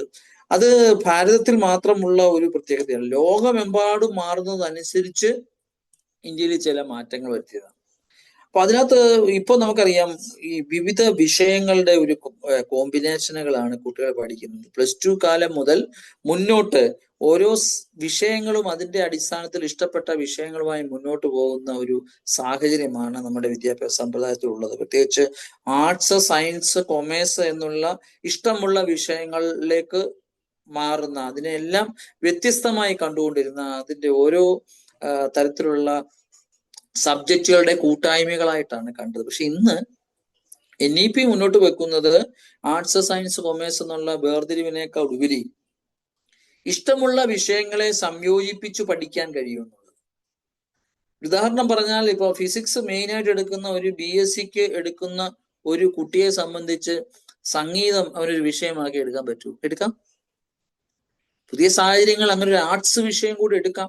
അപ്പൊ അങ്ങനെയുള്ള സബ്ജക്റ്റുകളുടെ പുതിയ കോമ്പിനേഷനുകൾ കുട്ടികൾക്ക് സ്വായത്തമാക്കുന്ന രീതിയിലേക്ക് NEP വന്നിരിക്കുക.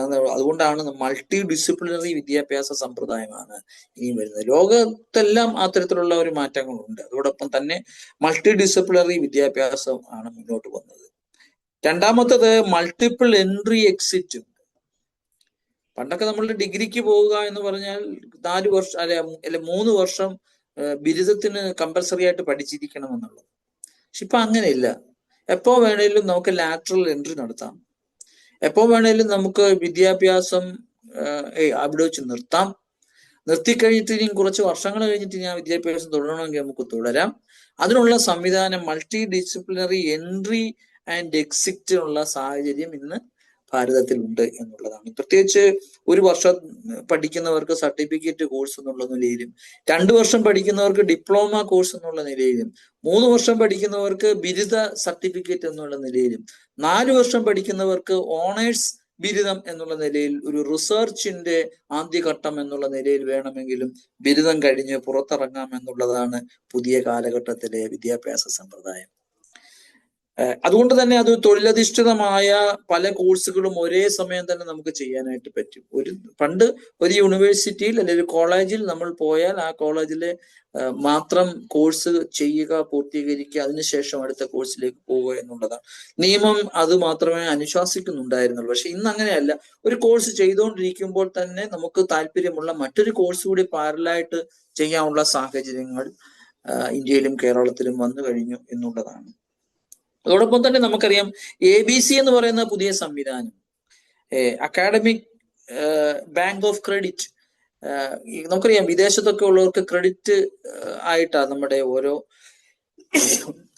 ബിരുദങ്ങളെയും ബിരുദാനന്തര ബിരുദങ്ങളെയും മറ്റ് വിദ്യാഭ്യാസ യോഗ്യതകളെയും ക്രെഡിറ്റുകളായിട്ട് രേഖപ്പെടുത്തുകയാണ്. ഇവിടെയും അത് തുടങ്ങി കഴിഞ്ഞു. അത്തരത്തിലുള്ളൊരു ബാങ്ക് നമ്മൾ തുടങ്ങിക്കഴിഞ്ഞു. അപ്പൊ അത്തരത്തിൽ നമുക്ക് ഈ പഠിക്കുന്ന ബിരുദങ്ങൾ ഉൾപ്പെടെയുള്ള കാര്യങ്ങൾ ക്രെഡിറ്റുകളായിട്ട് ഒരു വിദ്യാർത്ഥിക്ക് അല്ലെങ്കിൽ ഒരു വ്യക്തിക്ക് ക്രെഡിറ്റുകളായിട്ട് മുതൽ കൂട്ടാൻ സാധിക്കും എന്നുള്ളതാണ്. അതോടൊപ്പം തന്നെ ഇനിയും കടന്നു വരുന്നത് ഏകീകൃത നിയന്ത്രണ സംവിധാനമാണ്. പ്രത്യേകിച്ച് higher education commission of India എന്നുള്ള HECI എന്ന് പറയുന്ന സ്ഥാപനം.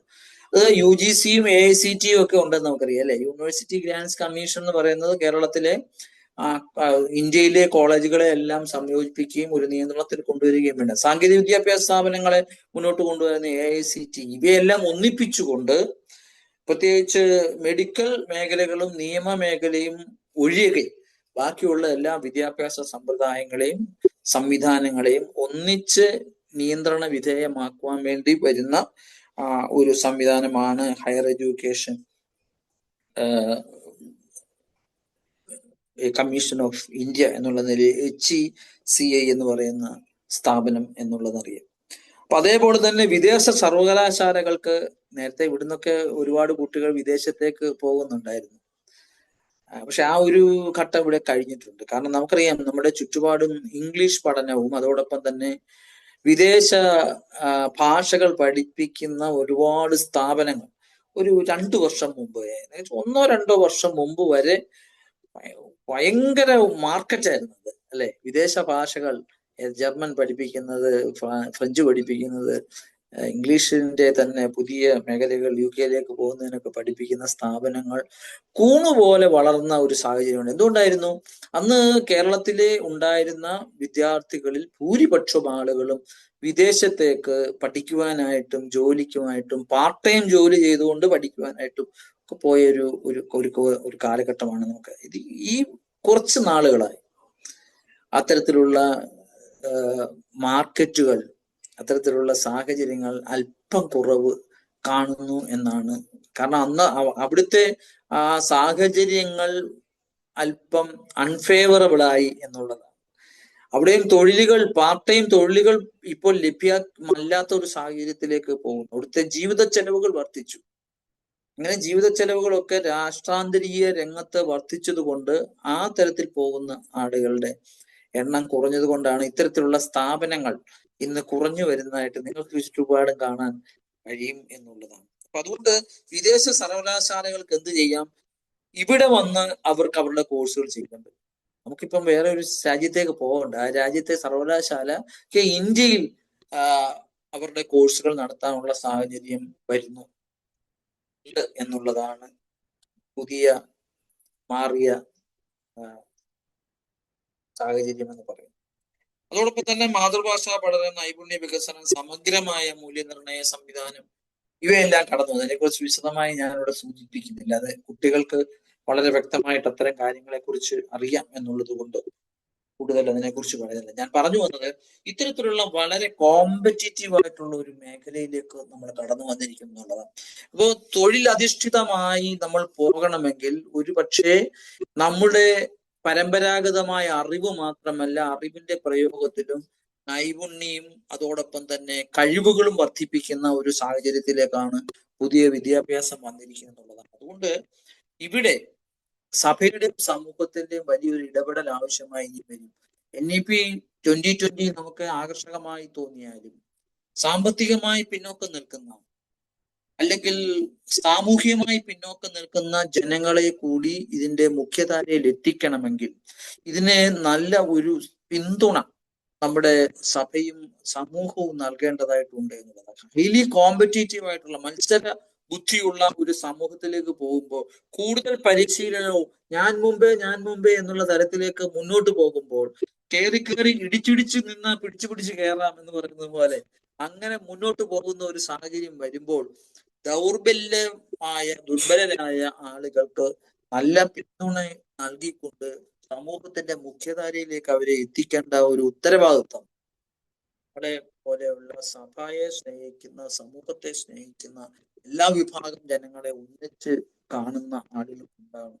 എല്ലാവരും ദൈവ ജനമാണ് എന്നുള്ള ചിന്തയോടുകൂടി അത്തരത്തിലുള്ള ആളുകളെ കൂടി മുന്നോട്ട് വരുവാൻ ഈ പുതിയ ലോക സാഹചര്യത്തെ കഴിയണം. അവർക്ക് നൈപുണ്യം ടെക്നോളജിയും ഒക്കെ വളർത്തുവാൻ തക്കമുള്ള ഒരു സാഹചര്യത്തിലേക്ക് പോകണം.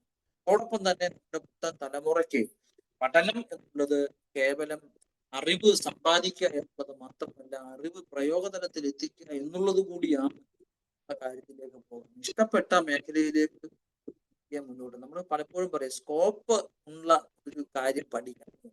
സ്കോപ്പ് എന്ന് പറയുന്നത് ഓരോ കുട്ടിയുടെയും സ്കോപ്പാണ് നമ്മൾ നോക്കുന്നത്, അല്ലാതെ ഒരു കരിയറിന്റെ സ്കോപ്പ് അല്ല നമ്മൾ നോക്കുന്നത്. ഒരു കുട്ടിക്ക് എത്രത്തോളം സാധ്യമാണ്, എന്താണ് അവന്റെ താല്പര്യം, ആ താല്പര്യത്തിന് അനുസൃതമായി ഏറ്റവും മുന്നിലേക്ക് കൊണ്ടുവരാൻ തക്കമുള്ള പിന്തുണ നൽകുന്ന ഒരു സാഹചര്യമാണ് മാതാപിതാക്കളുടെ ഭാഗത്തുനിന്നും സമൂഹത്തിന്റെ ഭാഗത്തുനിന്നും ഉണ്ടാവേണ്ടത്. ഒരു അവസരം നൽകിയതിലേക്ക് സമയത്തിലേക്ക് കടന്നു സ്റ്റഡി ഫോറത്തോടുള്ള കൃത്യമായ പുതിയ തലമുറയ്ക്ക് വലിയ കൈത്താങ്ങായി ഇതിലുള്ള പ്രശ്നം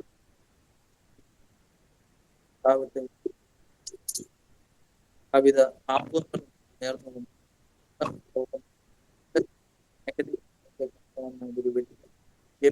മാറി. Thank you so much. അതെ, അവസാനത്തെ ഒരു 5-8 സെന്റൻസുകള് തീരെ കേൾക്കാൻ പറ്റാതെ പോയി. എന്ത് പറ്റിയതാണെന്നറിയില്ല. അതെ അതെ, ആ കൺക്ലൂഷൻ പറഞ്ഞത് തീരെ ശബ്ദം ഇങ്ങോട്ട് വന്നില്ല. അതെ, പിന്നെ മർത്തോമ ഫോറം ഇനിയും കൂടുതൽ ഇത്തരത്തിലുള്ള പ്രവർത്തനങ്ങളിലൂടെ മുന്നോട്ട് വരട്ടെ എന്നുള്ള ആശംസയായിരുന്നു കേട്ടോ. Okay okay, thank you okay, thank you so much. ഒരു വളരെ അർത്ഥവത്തായ ഗംഭീരമായ പ്രഭാഷണമാണ് നമ്മൾ കേട്ടത്. അപ്പോൾ ചർച്ചകളിലേക്കും മറ്റും വരുന്നതിന് മുന്നേ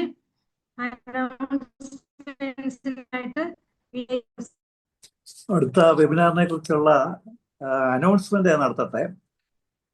light to light Marthoma study ഫോറത്തിന്റെ 304ാമത് ലൈവ് വെബിനാർ ആണല്ലോ അടുത്ത വെബിനാർ. പതിവ് പോലെ അടുത്ത മെയ് 16-ാം തീയതി ശനിയാഴ്ച രാത്രി 8:30 മണിക്ക് തന്നെ വെബിനാർ ഉണ്ടായിരിക്കുന്നതാണ്. അന്നത്തെ വെബിനാറിൽ മുഖ്യ പ്രഭാഷണം നടത്തുന്നത് റവറൻ A.O. അഖിൽ ആയിരിക്കും. Secrets of happiness, a psychological, practical and biblical approach, സന്തോഷത്തിന്റെ രഹസ്യങ്ങൾ മാനസിക പ്രായോഗിക വേദപുസ്തക സമീപനത്തിൽ എന്നതായിരിക്കും അന്നത്തെ വിഷയം. അടുത്ത വെബിനാറിൽ ഇതേ ലിങ്കിലും ഇതേ പാസ്വേഡിലും പ്രവേശിക്കാവുന്നതാണ്. അടുത്ത വെബിനാറിലേക്ക് എവരുടെയും സാന്നിധ്യം ക്ഷണിക്കുകയും ചെയ്തു കൊള്ളുന്നു.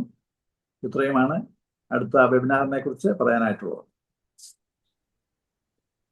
Thank you so much V Jacob sir.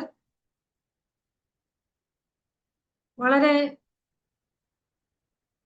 സംഗതമായ ഒരു വിഷയമാണ് നമ്മളിപ്പോൾ ചർച്ച ചെയ്തുകൊണ്ടിരിക്കുന്നത്. അതിലെ മുഖ്യപ്രഭാഷണം മുഖ്യപ്രഭാഷണത്തിൽ അദ്ദേഹം ഹൈലൈറ്റ് ചെയ്ത് പറയാൻ ശ്രമിച്ച ധാരാളം കാര്യങ്ങളുണ്ട്. ഈ വിദ്യാഭ്യാസ രംഗത്തും സാങ്കേതിക രംഗത്തും തൊഴിൽ രീതികളിലും ഒക്കെ വന്നിരിക്കുന്ന മാറ്റങ്ങൾ വളരെ വിശദമായി അദ്ദേഹം ചൂണ്ടിക്കാണിച്ചു. അതുപോലെ തന്നെ തൊഴിൽ മേഖലയ്ക്ക് അനുസൃതമായ വിദ്യാഭ്യാസം നേടുന്നതിൻ്റെ ഒരു സംസ്കാരം വളർന്നു വരികയും അത്തരത്തിൽ രാജ്യങ്ങളൊക്കെ വിദ്യാഭ്യാസ സംവിധാനങ്ങളെ മാറ്റിക്കൊണ്ടിരിക്കുന്നതിൻ്റെ ഒരു കാലഘട്ടത്തിന്റെ പ്രത്യേകതയും അതിനനുസരിച്ച് വിദ്യാർത്ഥികളും അധ്യാപകരും ഒക്കെ മാറേണ്ടതിൻ്റെ മാറിക്കൊണ്ടിരിക്കുന്ന കാര്യങ്ങളും വിശദമായി അദ്ദേഹം സംസാരിച്ചു. എന്നാൽ ഇത്തരം ടെക്നോളജിക്കൽ അഡ്വാൻസ്മെന്റ്സിനൊന്നും സാധിക്കാത്ത ഒരു ഇമോഷണൽ ഇന്റലിജൻസിന്റെ എംപതിയുടെ ഒക്കെ സാധ്യതയുള്ളത് മാനുഷികമായ ഇടപെടലുകൾക്കാണെന്ന് അദ്ദേഹം ഊന്നി പറഞ്ഞു. പുതിയ ലോകത്തോട് പുതിയ മാറ്റങ്ങൾ ഉൾക്കൊള്ളുന്ന ഇത്തരം ജോലി സാഹചര്യങ്ങളോടും ലോകത്തോടും ഒക്കെ പൊരുത്തപ്പെടാനുള്ള കഴിവ് നേടുന്നതിനായിട്ട് കുട്ടികൾ ബന്ധപ്പെട്ടുകൊണ്ടിരിക്കുന്ന അല്ലെങ്കിൽ ഒരുക്കപ്പെട്ടിരിക്കുന്ന ഒക്കെ ഈ സാഹചര്യത്തിൽ സഭയുടെയും സമൂഹത്തിന്റെയും ഒക്കെ ഇന്നത്തെ പങ്ക് എന്താണ് എന്ന് വളരെ ഗൗരവമായി അദ്ദേഹം ചോദിക്കുകയുണ്ടായി. എവിടെയാണ് സഭയുടെ ഇടപെടൽ ഉണ്ടാകേണ്ടത് എന്നതിനെ പറ്റി സംസാരിക്കുകയുണ്ടായി. ഈ മാറ്റങ്ങളോടൊക്കെ ചേർന്ന് ഓടി അതിന്റെ സ്കോപ്പ് മനസ്സിലാക്കി മുന്നേറുന്നതിന് സാധ്യതയില്ലാതെ മാർജിനലൈസ് ചെയ്യപ്പെടാൻ സാധ്യതയുള്ള ആളുകളെ പറ്റിയും വലിയ സമൂഹങ്ങളുടെ വിദ്യാർത്ഥികളുടെ സമൂഹത്തെ പറ്റിയും അദ്ദേഹം സൂചിപ്പിക്കുകയുണ്ടായി. എന്നാൽ ദൈവത്തിൽ അടിസ്ഥാനപ്പെട്ടുകൊണ്ട് വിദ്യാഭ്യാസ മേഖലയെ സമീപിക്കേണ്ടതിൻ്റെയും ഒരു ആവശ്യകത അദ്ദേഹം പറയുകയുണ്ടായി. അതോടൊപ്പം തന്നെ പുതിയ ന്യൂ എഡ്യൂക്കേഷൻ പോളിസി NEP 2020 വിവിധ വശങ്ങളെ പറ്റി ചുരുക്കമായി അദ്ദേഹം വിശദീകരിക്കാനായിട്ട് ശ്രമിച്ചു. പഠനം എന്നത് അറിവ് നേടുക എന്നതിൽ നിന്നപ്പുറം ജോലിക്കായി ഒരുക്കപ്പെടുന്ന അല്ലെങ്കിൽ ഇന്നത്തെ സാഹചര്യങ്ങളിൽ വ്യാവസായിക രംഗത്തിന് ആവശ്യമായ വർക്ക് ഫോഴ്സിനെ കൊടുക്കുന്ന ഒരു സമ്പ്രദായമായി പ്രാക്ടിക്കലി പഠനത്തെ ഉപയോഗിക്കാൻ, ഇൻഡസ്ട്രിക്ക് അനുസൃതമായി ഉപയോഗിക്കാൻ കഴിയുന്ന ഒരു വിദ്യാർത്ഥി സമൂഹത്തെ വളർത്തിയെടുക്കുന്നതിന്റെ അതിലേക്കുള്ള ഒരു പോക്കാണ് നമ്മൾ കണ്ടുകൊണ്ടിരിക്കുന്നത്. അതുകൊണ്ട് തന്നെ ഇന്നത്തെ ചർച്ച വളരെ സംഗതമാണ്. കേട്ട ആളുകൾക്ക് പലർക്കും ഈ വിഷയങ്ങളോട് സംവദിക്കാനായിട്ട് തോന്നുന്നുണ്ടാവും, സംശയങ്ങൾ ചോദിക്കാൻ തോന്നുന്നുണ്ടാവും. ഇപ്പോൾ അതിനുള്ള അവസരമാണ്. സംസാരിക്കാൻ താല്പര്യപ്പെടുന്നവർ, ചോദ്യം ചോദിക്കാൻ താല്പര്യപ്പെടുന്നവർ സിസ്റ്റത്തിൽ ഹാൻഡ് റൈസ് ചെയ്യുകയാണെങ്കിൽ അവരെ നമുക്കിപ്പോൾ വിളിക്കാൻ സാധിക്കുമല്ലോ. അപ്പോൾ അതിനായിട്ട് ഓപ്പൺ ഫോറത്തിന്റെ സമയമാണിപ്പോൾ. സംസാരിക്കാൻ താല്പര്യപ്പെടുന്ന ആളുകൾ ഹാൻഡ് റൈസ് ചെയ്യണമെന്ന് റിക്വസ്റ്റ് ചെയ്യുന്നു. ഫിലിപ്പ് കല്ലട സാറാണ് ആദ്യമായിട്ട് സംസാരിക്കാൻ താല്പര്യപ്പെടുന്നത്. സാറെ അൺമ്യൂട്ട് ചെയ്തിട്ട് സംസാരിക്കും. Thank you. എല്ലാവർക്കും നമസ്കാരം. ഡോക്ടർ പരീസ് പത്തിന്റെ മാറുന്ന വിദ്യാഭ്യാസവും തൊഴിൽ സാഹചര്യങ്ങളെക്കുറിച്ചുള്ള വിശദമായ പ്രഭാഷണം കേട്ടുകൊണ്ടിരിക്കുകയായിരുന്നു. അത് കേട്ടപ്പോൾ എനിക്ക് പല അനുഭവങ്ങളെക്കുറിച്ചും പല ചിന്തകളും ഉണ്ടായി. തൊഴിൽ സാധ്യത തേടി വിദേശത്തേക്ക് പോകുന്ന ഒരു പരമ്പരയുടെ അവസാന ഘട്ടത്തിലാണെന്നാണ് അദ്ദേഹം പറഞ്ഞു വരുത്തിയത്. കാരണം ഇപ്പോഴധികം പോകുന്നില്ല. ഇപ്പോഴും പോകുന്നുണ്ട്, പക്ഷേ പോകുന്നവരെല്ലാം നമ്മുടെ രാജ്യത്തേക്കാൾ വളരെ ദയനീയമായ സ്ഥിതിയുള്ള രാജ്യങ്ങളിലേക്ക് പോയി കഷ്ടപ്പെടുന്ന കാഴ്ചകളും നാം കാണുന്നുണ്ട്. അതവിടെ നിൽക്കട്ടെ. 5 പോയിന്റാണ് ഇവിടെ സാർ പറഞ്ഞത്. 5 പോയിന്റും വളരെ പ്രസക്തമാണ്. ഇന്ന് നമ്മുടെ രാജ്യത്ത് വിദ്യാഭ്യാസം മാറിക്കൊണ്ടിരിക്കുന്ന ഒരു കാലഘട്ടമാണ്. വളരെ വേഗത്തിൽ തന്നെ അത് മാറുകയാണ്. ഈ മാറ്റങ്ങളെ ഉൾക്കൊള്ളുവാൻ പലപ്പോഴും നമുക്ക് സാധിക്കുന്നില്ല എന്നുള്ളതാണ് എൻ്റെ ഒരു സങ്കടം. കാരണം ഇന്നും പഴയ രീതിയിലുള്ള കോളേജ് വേണം, പഴയ രീതിയിലുള്ള യൂണിവേഴ്സിറ്റി വേണം, ആ യൂണിവേഴ്സിറ്റിക്ക് വേണ്ടി നമ്മൾ പ്രയത്നിക്കണം എന്നൊക്കെ പറയുമ്പോൾ ആധുനിക രീതിയിലേക്ക് കുട്ടികളെ മാറ്റുന്ന ഒരു സംരംഭം എവിടെയാണ് തുടങ്ങിയിട്ടുള്ളത്? ഇന്ത്യ മൊത്താകെ യൂണിവേഴ്സിറ്റിയിലൊക്കെ ആ മാറ്റങ്ങളുണ്ടെങ്കിലും നമ്മുടെ രാജ്യത്ത്, നമ്മുടെ ഈ കേരളത്തിൽ അത്തരം മാറ്റങ്ങൾ വളരെ കുറഞ്ഞു വരുന്നു എന്നുള്ളതാണ് സങ്കടം. പല യൂണിവേഴ്സിറ്റികളിലും പല കോളേജിലും ഒക്കെ പുതിയ കോഴ്സുകൾ തുടങ്ങുന്നുണ്ടെങ്കിലും അത് ആഗ്രഹമുള്ള എല്ലാ കുട്ടികൾക്കും ലഭിക്കുന്നില്ല എന്നുള്ളത് ഒരു സങ്കടമാണ്. ചരിത്രം പരിശോധിച്ചാൽ തൊഴിൽ കാര്യങ്ങളിൽ ഇന്നും നമ്മൾ ഒരു അരിസ്റ്റോക്രസി, ഒരു മാന്യത പുലർത്തുന്ന രാജ്യമാണ്. കാരണം കൃഷി ഒരു തൊഴിലായിട്ട് ആരും സ്വീകരിക്കുകയില്ല, പശു വളർത്തൽ ഒരു തൊഴിലായിട്ട് ആരും സ്വീകരിക്കുകയില്ല, തുണിക്കച്ചവടമോ തുണി ഉൽപ്പാദനമോ നൂൽപ്പോ ഒന്നും നമുക്ക് തൊഴിലല്ല. കാരണം അതൊക്കെ മോശമാണ്.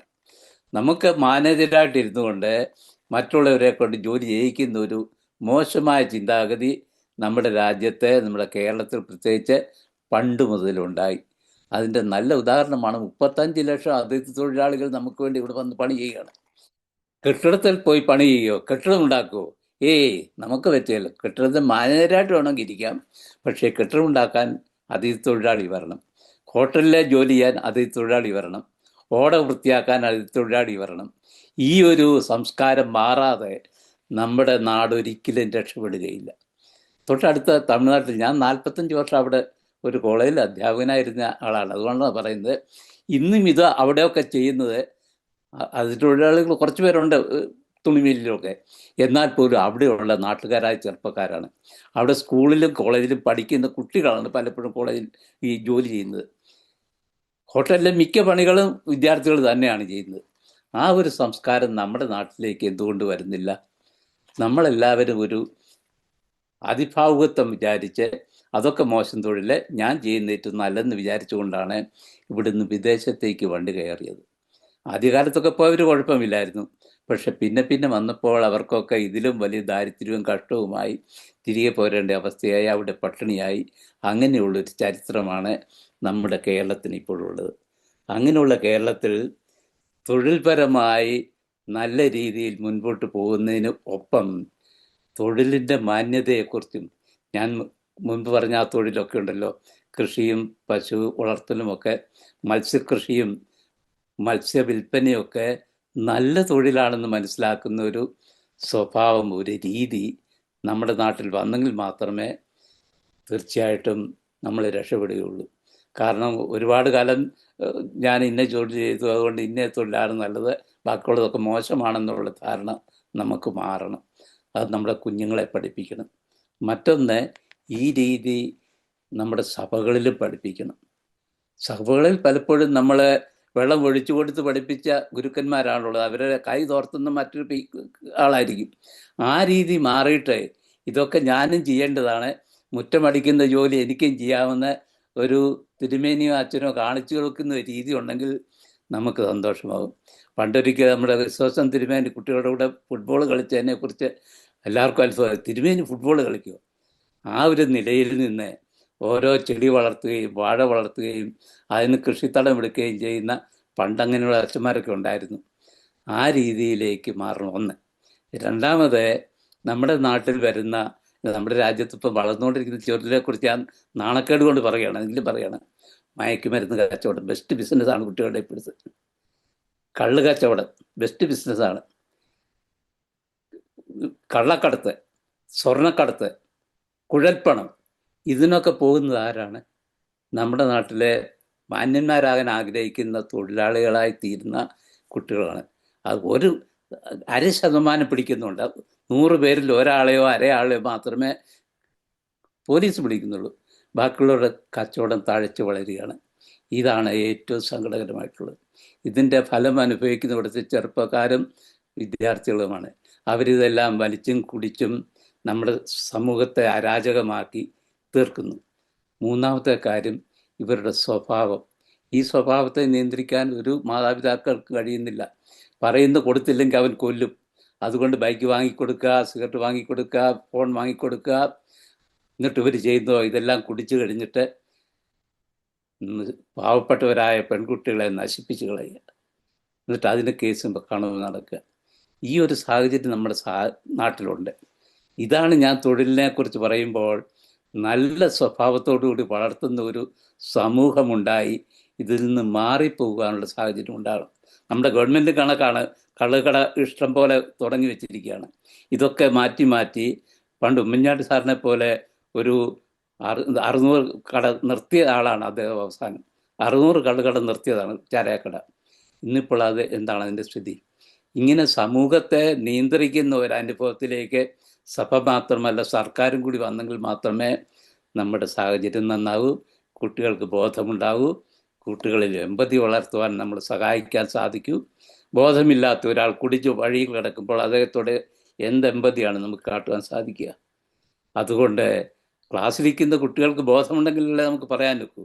അവർ വലിച്ച ഒരു ബോധമില്ലാത്ത രീതിയിൽ ക്ലാസ്സിൽ വന്ന് നമ്മളെ ചീത്ത പറയുന്ന അവസ്ഥയാണെങ്കിൽ ആ അധ്യാപനം എന്ത് സാധിക്കും? അവനവൻ്റെ പഠനം പഠിപ്പിച്ചിട്ട് മാത്രം ഓടി രക്ഷപ്പെടും. പലപ്പോഴും ക്ലാസ്സിൽ പോകാൻ പോലും പേടിയുള്ള അനുഭവങ്ങൾ ഞാൻ കണ്ടിട്ടുണ്ട് പല ടീച്ചേഴ്സിൻ്റെ. അന്നിലയിലുള്ള ഒരു സാഹചര്യത്തിൽ നിന്നും നമ്മുടെ സാഹചര്യത്തെ കൂടുതൽ മെച്ചപ്പെടുത്തുവാൻ നമ്മൾ സമൂഹമായിട്ടും അധ്യാപകരായിട്ടും ചിന്തകരായിട്ടും മാറണമെന്നുള്ള ഒരു ചെറിയ അപേക്ഷയും കൂടെ എനിക്ക് കൊണ്ടുവച്ചുകൊണ്ട് ഈ പ്രഭാഷണത്തിൻ്റെ പ്രസക്ത ഭാഗങ്ങളൊക്കെ അദ്ദേഹം പറഞ്ഞത് വളരെ സത്യമാണ്. അതൊക്കെ ഇന്ത്യയിൽ പല സ്റ്റേറ്റിലും നടപ്പിലായി വരുന്നുമുണ്ട്.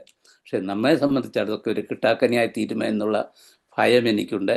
ആ ആശങ്കയോടുകൂടി എൻ്റെ വാക്കുകൾ ഉപസംഹരിക്കുന്നു. നന്ദി, നമസ്കാരം. താങ്ക് യു സാറേ. പോത്തൻ സാറേ, ഇവിടെ ഓരോരുത്തരും അഭിപ്രായം പറയുകയോ ചോദ്യം ചോദിക്കുന്നതിന് ശേഷം അപ്പോൾ തന്നെ പ്രഭാഷകൻ മറുപടി പറയുന്ന ഒരു രീതിയാണുള്ളത്. അതുകൊണ്ട് ഇപ്പോൾ റെസ്പോണ്ട് ചെയ്യാം. സാറ് പറഞ്ഞത് വളരെ ശ്രദ്ധേയമായ ഒരു കാര്യമാണ്. ആ 3 കാര്യങ്ങളും വളരെ പ്രധാനപ്പെട്ടതാണ്. അതിനകത്ത് പെട്ടെന്ന് എനിക്ക് തോന്നിയത്, ഈ കുറഞ്ഞ അധ്വാനം കൊണ്ട് പരമാവധി പണം സമ്പാദിക്കുക എന്നുള്ള ഒരു ശീലമായി മാറിയിട്ടുണ്ട്. അപ്പൊ അധ്വാനം കൂടുന്ന മേഖലകളാണ് ഈ കൃഷി മേഖലകളൊക്കെ. അധ്വാനം കൂടുതലാണ്, ഇവിടെ വരുമാനം കുറവാണ്. അപ്പൊ കുറച്ച് അധ്വാനം കൊണ്ട് കൂടുതൽ വരുമാനം നേടാനുള്ള ശ്രമം നമ്മുടെ ഒരു മേഖലയെ കടന്നു വന്നു. രണ്ടാമത്തെ കാര്യം, അങ്ങനെയുള്ള ജീവിത ഓട്ടത്തിനിടയ്ക്ക് അവർക്ക് ഒരുപാട് സ്ട്രെസ്സും സ്ട്രെയിനും അനുഭവിക്കേണ്ടി വന്നു. അവിടെയാണ് സാറ് പറഞ്ഞ 2ാം ഘട്ടം എന്നുള്ള നിലയിൽ ലഹരികളുടെ ഉപയോഗത്തെ കടന്നു വന്നത്. സ്ട്രെസ്സും സ്ട്രെയിനും ഇല്ലാതാക്കാൻ ദൈവികമായ മാർഗങ്ങളെല്ലാം മറിച്ച് ഇത്തരത്തിലുള്ള ലഹരി ഉൾപ്പെടെയുള്ള അബോധ ഈ മനുഷ്യന്റെ ബോധത്തെ മറയ്ക്കുന്ന ചില വസ്തുക്കൾ ഉപയോഗിച്ചാൽ കുറച്ചുകൂടി ഊർജം കിട്ടും എന്നുള്ള മിഥ്യാധാരണയും, ഒരു പ്രാവശ്യം ഒരു സാധനം ഉപയോഗിച്ചാൽ പിന്നെ അതിൽ നിന്നൊരു മോചനമില്ലെന്നുള്ള കാര്യം അറിയാതെ ഇത് തുടങ്ങുകയാണ് ചെയ്യുന്നത്. അതുകൊണ്ട് അത്തരത്തിലുള്ള മാർക്കറ്റ് വർദ്ധിച്ചു വരും.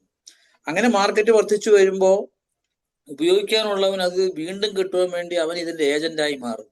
അപ്പോൾ വരുമാനം ഉണ്ടാവുന്നത് അവരൊന്നും കോടീശ്വരന്മാരാവുന്നില്ല, അതെല്ലാം ഈ ഇത്തരത്തിലുള്ള മേഖലകളിലേക്ക് വീണ്ടും കൊടുക്കുക ചെയ്യുന്നത്. അവിടെ ഈ 3ാമത് പറഞ്ഞ കാര്യം വളരെ പ്രധാനപ്പെട്ട, സർക്കാരിന്റെ ഇടപെടലുകൾ അവിടെ ഉണ്ടാകണമെന്നുള്ളതാണ്. അപ്പോൾ ഗവൺമെന്റിന്റെ ഇടപെടലുകൾ എല്ലാ മേഖലയിലും ഉണ്ടാവണം. ഇപ്പോൾ കേരളത്തിൽ തൊഴിൽ സാധ്യതകൾ കുറഞ്ഞപ്പോഴാണ് ആളുകൾ മറ്റ് സ്ഥലങ്ങളെ ആശ്രയിച്ചു തുടങ്ങി. അപ്പൊ അതുകൊണ്ട് കേരളത്തിലെ തൊഴിൽ സാധ്യതകൾക്ക് എന്തെല്ലാമാണ് മാർഗം എന്നുള്ളതിനെ കുറിച്ചും, ഇതേപോലെ തന്നെ നമുക്ക് പണത്തെക്കാൾ ഉപരി സമാധാനമാണ് മനുഷ്യന്റെ അടിസ്ഥാനപരമായ സ്വത്ത്. ആരോഗ്യവും സമാധാനവും ഉള്ള ഒരു ലൈഫാണ് മുന്നോട്ട് പോകേണ്ടത് എന്നുള്ളത്, അത് പറയേണ്ടത് സർക്കാരും സഭയും ഒക്കെ. അപ്പൊ അവിടെയാണ് സത്യത്തിൽ ഒരു മനുഷ്യന്റെ അടിസ്ഥാനപരമായ കാര്യമായിരിക്കും. അപ്പൊ അതുകൊണ്ട് ആരോഗ്യപരമായ ജീവിതത്തിന്, പരിസ്ഥിതി സൗഹൃദമായ ഒരു ജീവിതത്തിന്, ദൈവികമായ ദാനമായി നമുക്ക് ലഭിച്ച ഈ ജീവിതത്തെ പച്ചപ്പോടുകൂടി മുന്നോട്ട് കൊണ്ടുപോകുന്നതിന്, സമാധാനപൂർണമായ ഒരു ജീവിതം നയിക്കുന്നതിന്, സ്നേഹവും കാരുണ്യവും ഒക്കെ ഉള്ള ഒരു പുത്തൻ സമൂഹം സൃഷ്ടിക്കുന്നതിന് ഇവരുടെ എല്ലാം ഒരു ഇൻവോൾവ്മെന്റ് ആവശ്യമാണെന്നുള്ളത്. അതുകൊണ്ട് അധ്വാനത്തെ മഹത്വത്തോടെ കാണാനുള്ള ഒരു സാഹചര്യം ഉണ്ടായാൽ, അതുകൊണ്ടാണ് നമുക്ക് ഇപ്പോൾ ഏതെല്ലാം ജീവിതശൈലി രോഗങ്ങൾ കൂടുന്നതിന്റെ പ്രധാനപ്പെട്ട കാരണം എന്താ? ബൈബിൾ അനുസരിച്ച് ജീവിക്കാത്തതുകൊണ്ടാണ് ഞാൻ പറയും. എന്താ? വിയർപ്പോടെ അപ്പം ഭക്ഷിക്കുന്ന ആളുകൾക്ക് മാത്രമേ ആരോഗ്യം ഉണ്ടാവുള്ളൂ. ഇപ്പൊ നമ്മൾ വിയർപ്പുണ്ടാകാൻ വേണ്ടി ജിമ്മിലും നടപ്പിലും ഒക്കെ ആയിട്ട് മാറിയിരിക്കുക. അതേസമയം നമ്മൾ അപ്പം കഴിക്കുമ്പോൾ അതിലേക്ക് വരുമ്പോൾ അധ്വാനത്തോടു കൂടി നമ്മുടെ ദൈനംദിന കാര്യങ്ങളിൽ ശാരീരിക അധ്വാനം കൂടെ ഉണ്ടെങ്കിൽ ഈ രോഗങ്ങൾ ഉണ്ടാവില്ല. അപ്പൊ അതുകൊണ്ട് നമ്മുടെ ജീവിത സാഹചര്യങ്ങൾ, ജീവിത ശൈലികൾ മാറിയത് ഈ അധ്വാനത്തിന്റെ കുറവ് കൊണ്ട് മാത്രമാണ് എന്നുള്ളതാണ് എനിക്ക് പെട്ടെന്ന് തോന്നുന്നത്. വളരെ കൃത്യമായിട്ട് ഫിലിപ്പ് സാർ അത് നമ്മളെ ഓർമ്മിപ്പിച്ചത് പ്രത്യേകമായി നന്ദി അറിയിക്കുന്നു. Thank U. ഇനിയും സി ചെറിയാൻ സാറാണ് സംസാരിക്കാനായിട്ട് ഹാൻഡ് റൈസ് ചെയ്തിട്ടുള്ളത്. എല്ലാവർക്കും നമസ്കാരം. കേൾക്കാമോ? കേൾക്കാം. ആമേ ഓഡിബിൾ? കേൾക്കാം. ഓക്കെ. വളരെ വിജ്ഞാനപ്രദമായ ഒരു പ്രഭാഷണം കാഴ്ചവെച്ച വർഗീസ് പോത്തൻ സാറിനോടുള്ള നന്ദി ആദ്യം അറിയിപ്പിക്കട്ടെ. വളരെ കൺസേൺ ആയിട്ടുള്ള, ഇന്നത്തെ കാലത്ത് വളരെ കൺസേൺ ആയിട്ടുള്ള ഒരു വിഷയമാണ് ഇന്ന് ലൈറ്റ് തിരഞ്ഞെടുത്തത്. എന്നാൽ ഈ പ്രസക്തമായ ഒരു വിഷയം എല്ലാവരിലും എത്തിക്കേണ്ടത് ഒരു ആവശ്യകതയാണ് ഇന്നത്തെ കാലഘട്ടത്തിനനുസരിച്ച്. പ്രത്യേകിച്ച് സാറ് പറഞ്ഞു, വിദ്യാഭ്യാസം അത് അറിവിൻ്റെ ഒരു നിർമ്മാണ മേഖലയാണ്. അതോടൊപ്പം മാറുന്ന കാലഘട്ടത്തിനനുസരിച്ചിട്ട് നമ്മുടെ വിദ്യാഭ്യാസം പരിഷ്കരിക്കണം. ഒപ്പം തൊഴിലധിഷ്ഠിത വിദ്യാഭ്യാസത്തിന് ഊന്നൽ നൽകണം. ആ വക കാര്യങ്ങളെക്കുറിച്ചൊക്കെ സാർ പറഞ്ഞു. സാറ് സൂചിപ്പിച്ചതുപോലെ 70കളുടെ മധ്യത്തിൽ ടൈപ്പ് റൈറ്റിങ്ങും ഷോർട്ട് ഹാൻഡും വളരെ വ്യാപകമായി ആൾക്കാർ 10-12 കഴിഞ്ഞ് പഠിച്ചുകൊണ്ടിരുന്ന ഒരു കാലഘട്ടം.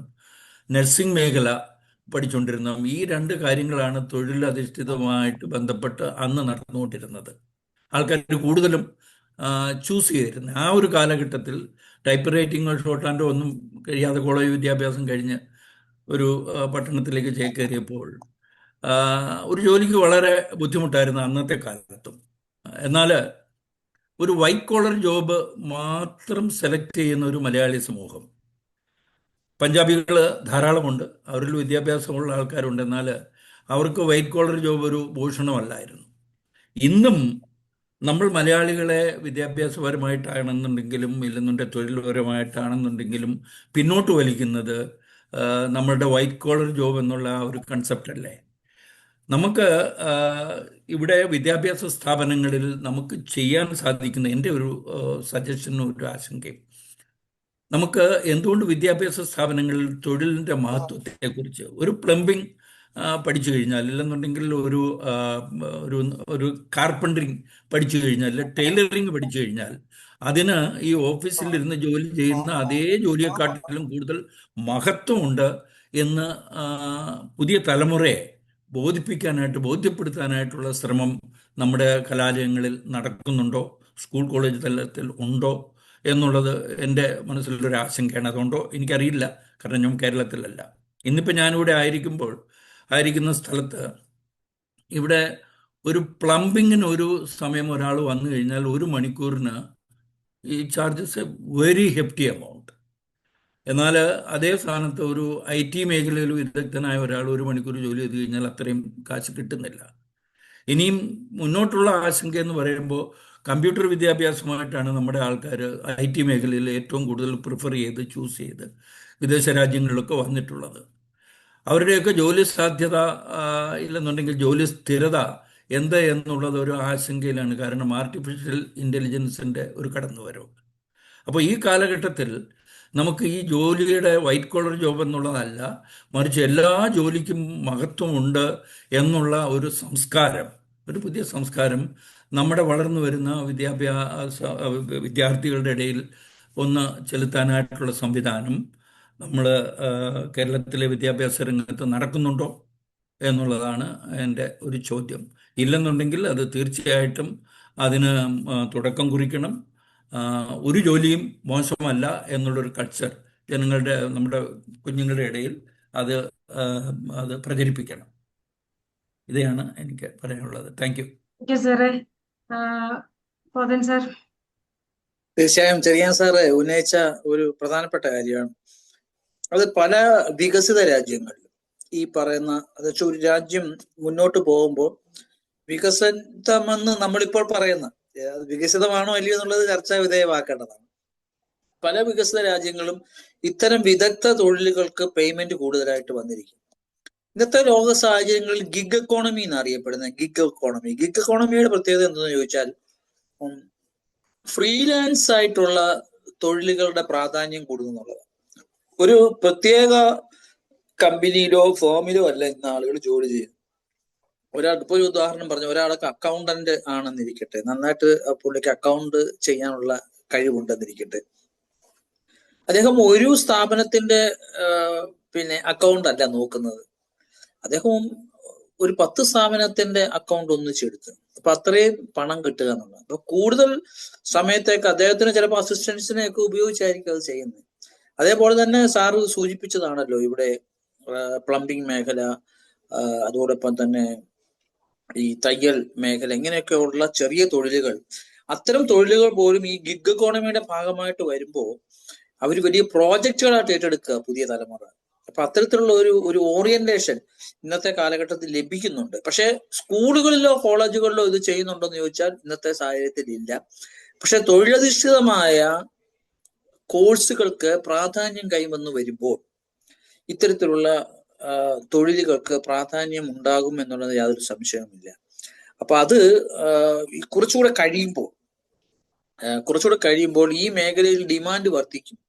എല്ലാവരും ഇപ്പൊ ഉദാഹരണം പറഞ്ഞാൽ നമുക്ക് ഇപ്പോൾ ഓർഗാനിക് പ്രോഡക്ട്സ് എന്നുള്ള തരത്തിലേക്ക് നമ്മുടെ കാർഷിക മേഖലയിൽ ഓർഗാനിക് പ്രോഡക്ട്സിന് വലിയ വില കൊടുത്ത് ഓരോരുത്തർ വാങ്ങുന്നുണ്ട്. അത്തരത്തിലുള്ള മാർക്കറ്റ് ചെയ്യുന്ന ആളുകളുമുണ്ട്. പക്ഷെ പണ്ട് കാലത്ത് ഇവിടെ ഓർഗാനിക് പ്രോഡക്ട്സേ ഉണ്ടായിരുന്നുള്ളൂ.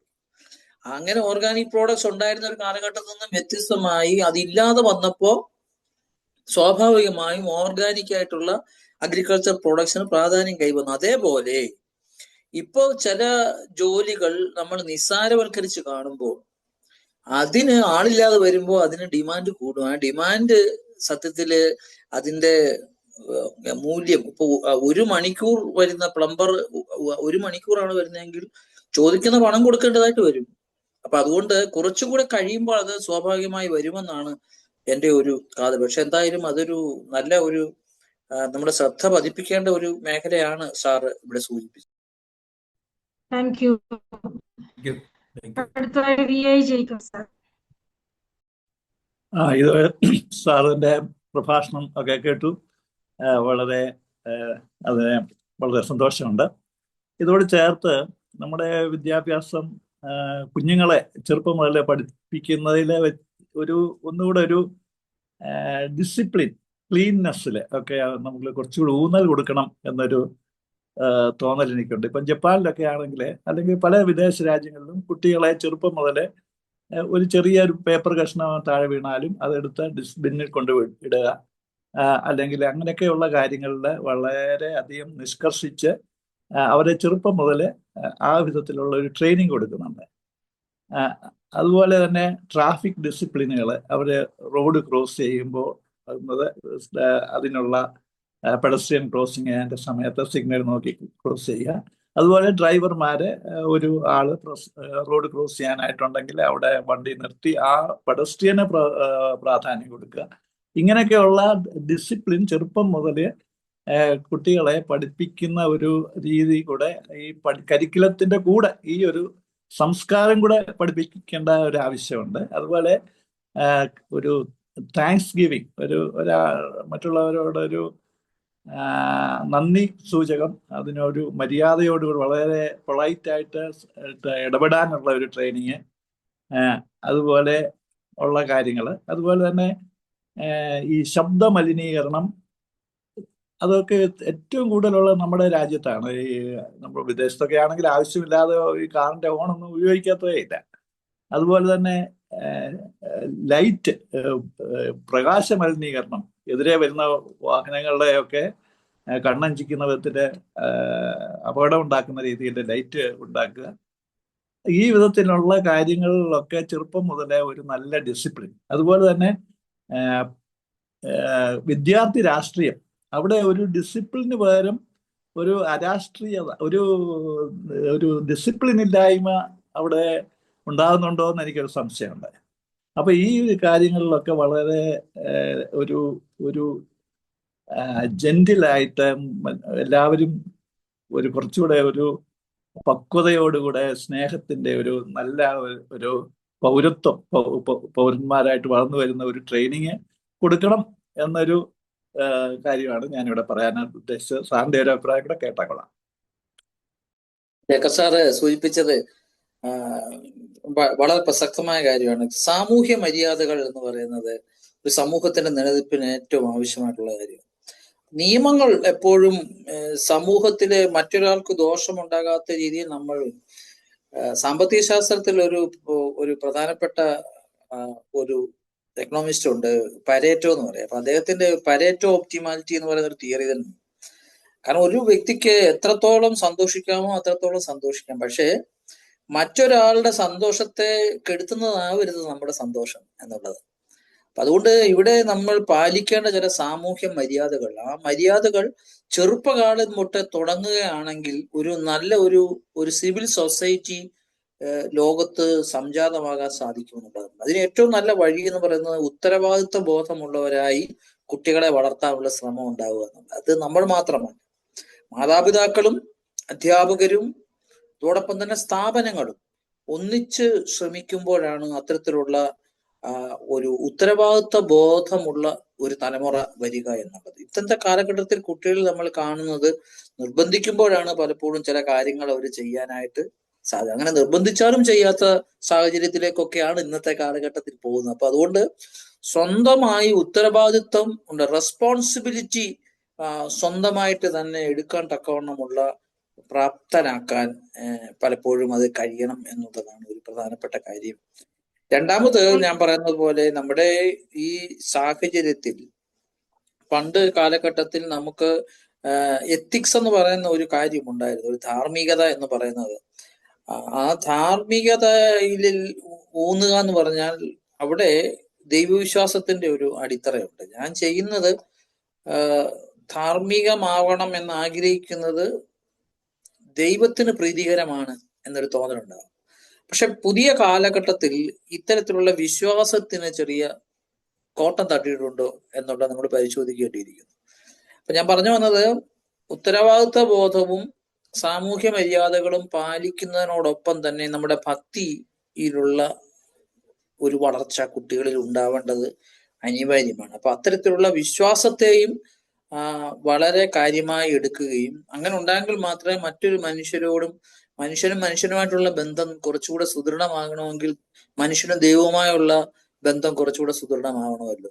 അപ്പൊ അങ്ങനെയുള്ള ഒരു വളർച്ച കൂടി ഇതിന്റെ ഭാഗമാക്കുകയാണെങ്കിൽ ഈ സാമൂഹ്യ മര്യാദകൾ കൂടി പാലിക്കപ്പെടുമെന്നുള്ളൊരു സംശയമില്ല എന്നുള്ളതാണ്. എന്തായാലും ജേക്കബ് സാറ് അത് വളരെ വിശദമായി ഇവിടെ നമ്മളോട് ഓരോന്നിന്റെ ഉദാഹരണ സഹിതം ഇവിടെ ചർച്ചയിൽ പങ്കെടുത്ത് പറഞ്ഞു. വളരെ നന്ദി സാറിന്. Thank you. അടുത്തായി വിൽസൺ കരിമ്പന്നൂർ സാർ. ഞാൻ ഇതിന്റെ ഇന്നത്തെ പ്രോഗ്രാം മുഴുവനും കേട്ടില്ലായിരുന്നു. പ്രാരംഭ ഭാഗങ്ങൾ എനിക്ക് ശ്രവിക്കാൻ സാധിച്ചില്ല.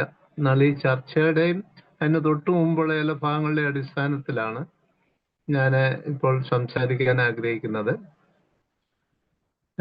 കേരളത്തിന്റെ വിദ്യാഭ്യാസ രംഗത്ത് നമ്മൾ പണ്ട് മുതലേ പറയുന്ന മെക്കാള പ്രഭുവിന്റെ, ലോർഡ് മെക്കാളയുടെ വിദ്യാഭ്യാസ രീതിയാണ് നമ്മൾ സ്വീകരിച്ചു വെച്ചിരിക്കുന്നതെന്ന് പറയുന്ന ചെറുപ്പത്തിൽ ഞങ്ങളൊക്കെ കോളേജിലൊക്കെ പഠിക്കുമ്പം അതിനെപ്പറ്റിയൊക്കെ വിശദമായിട്ടുള്ള ചർച്ചകളൊക്കെ നടക്കുമായിരുന്നു. പിന്നെ ഇപ്പം നേരിടുന്ന ഏറ്റവും വലിയൊരു പ്രതിസന്ധി, ഡൽഹിനെ ചെറിയാൻ സാറ് പറഞ്ഞതുമായിട്ട് കൂട്ടി യോജിപ്പിച്ച് ഞാൻ പറയുന്നത്, സാങ്കേതിക കോഴ്സുകൾ എന്ന് പറഞ്ഞു കഴിഞ്ഞാൽ പണ്ടൊക്കെ ഒരാള്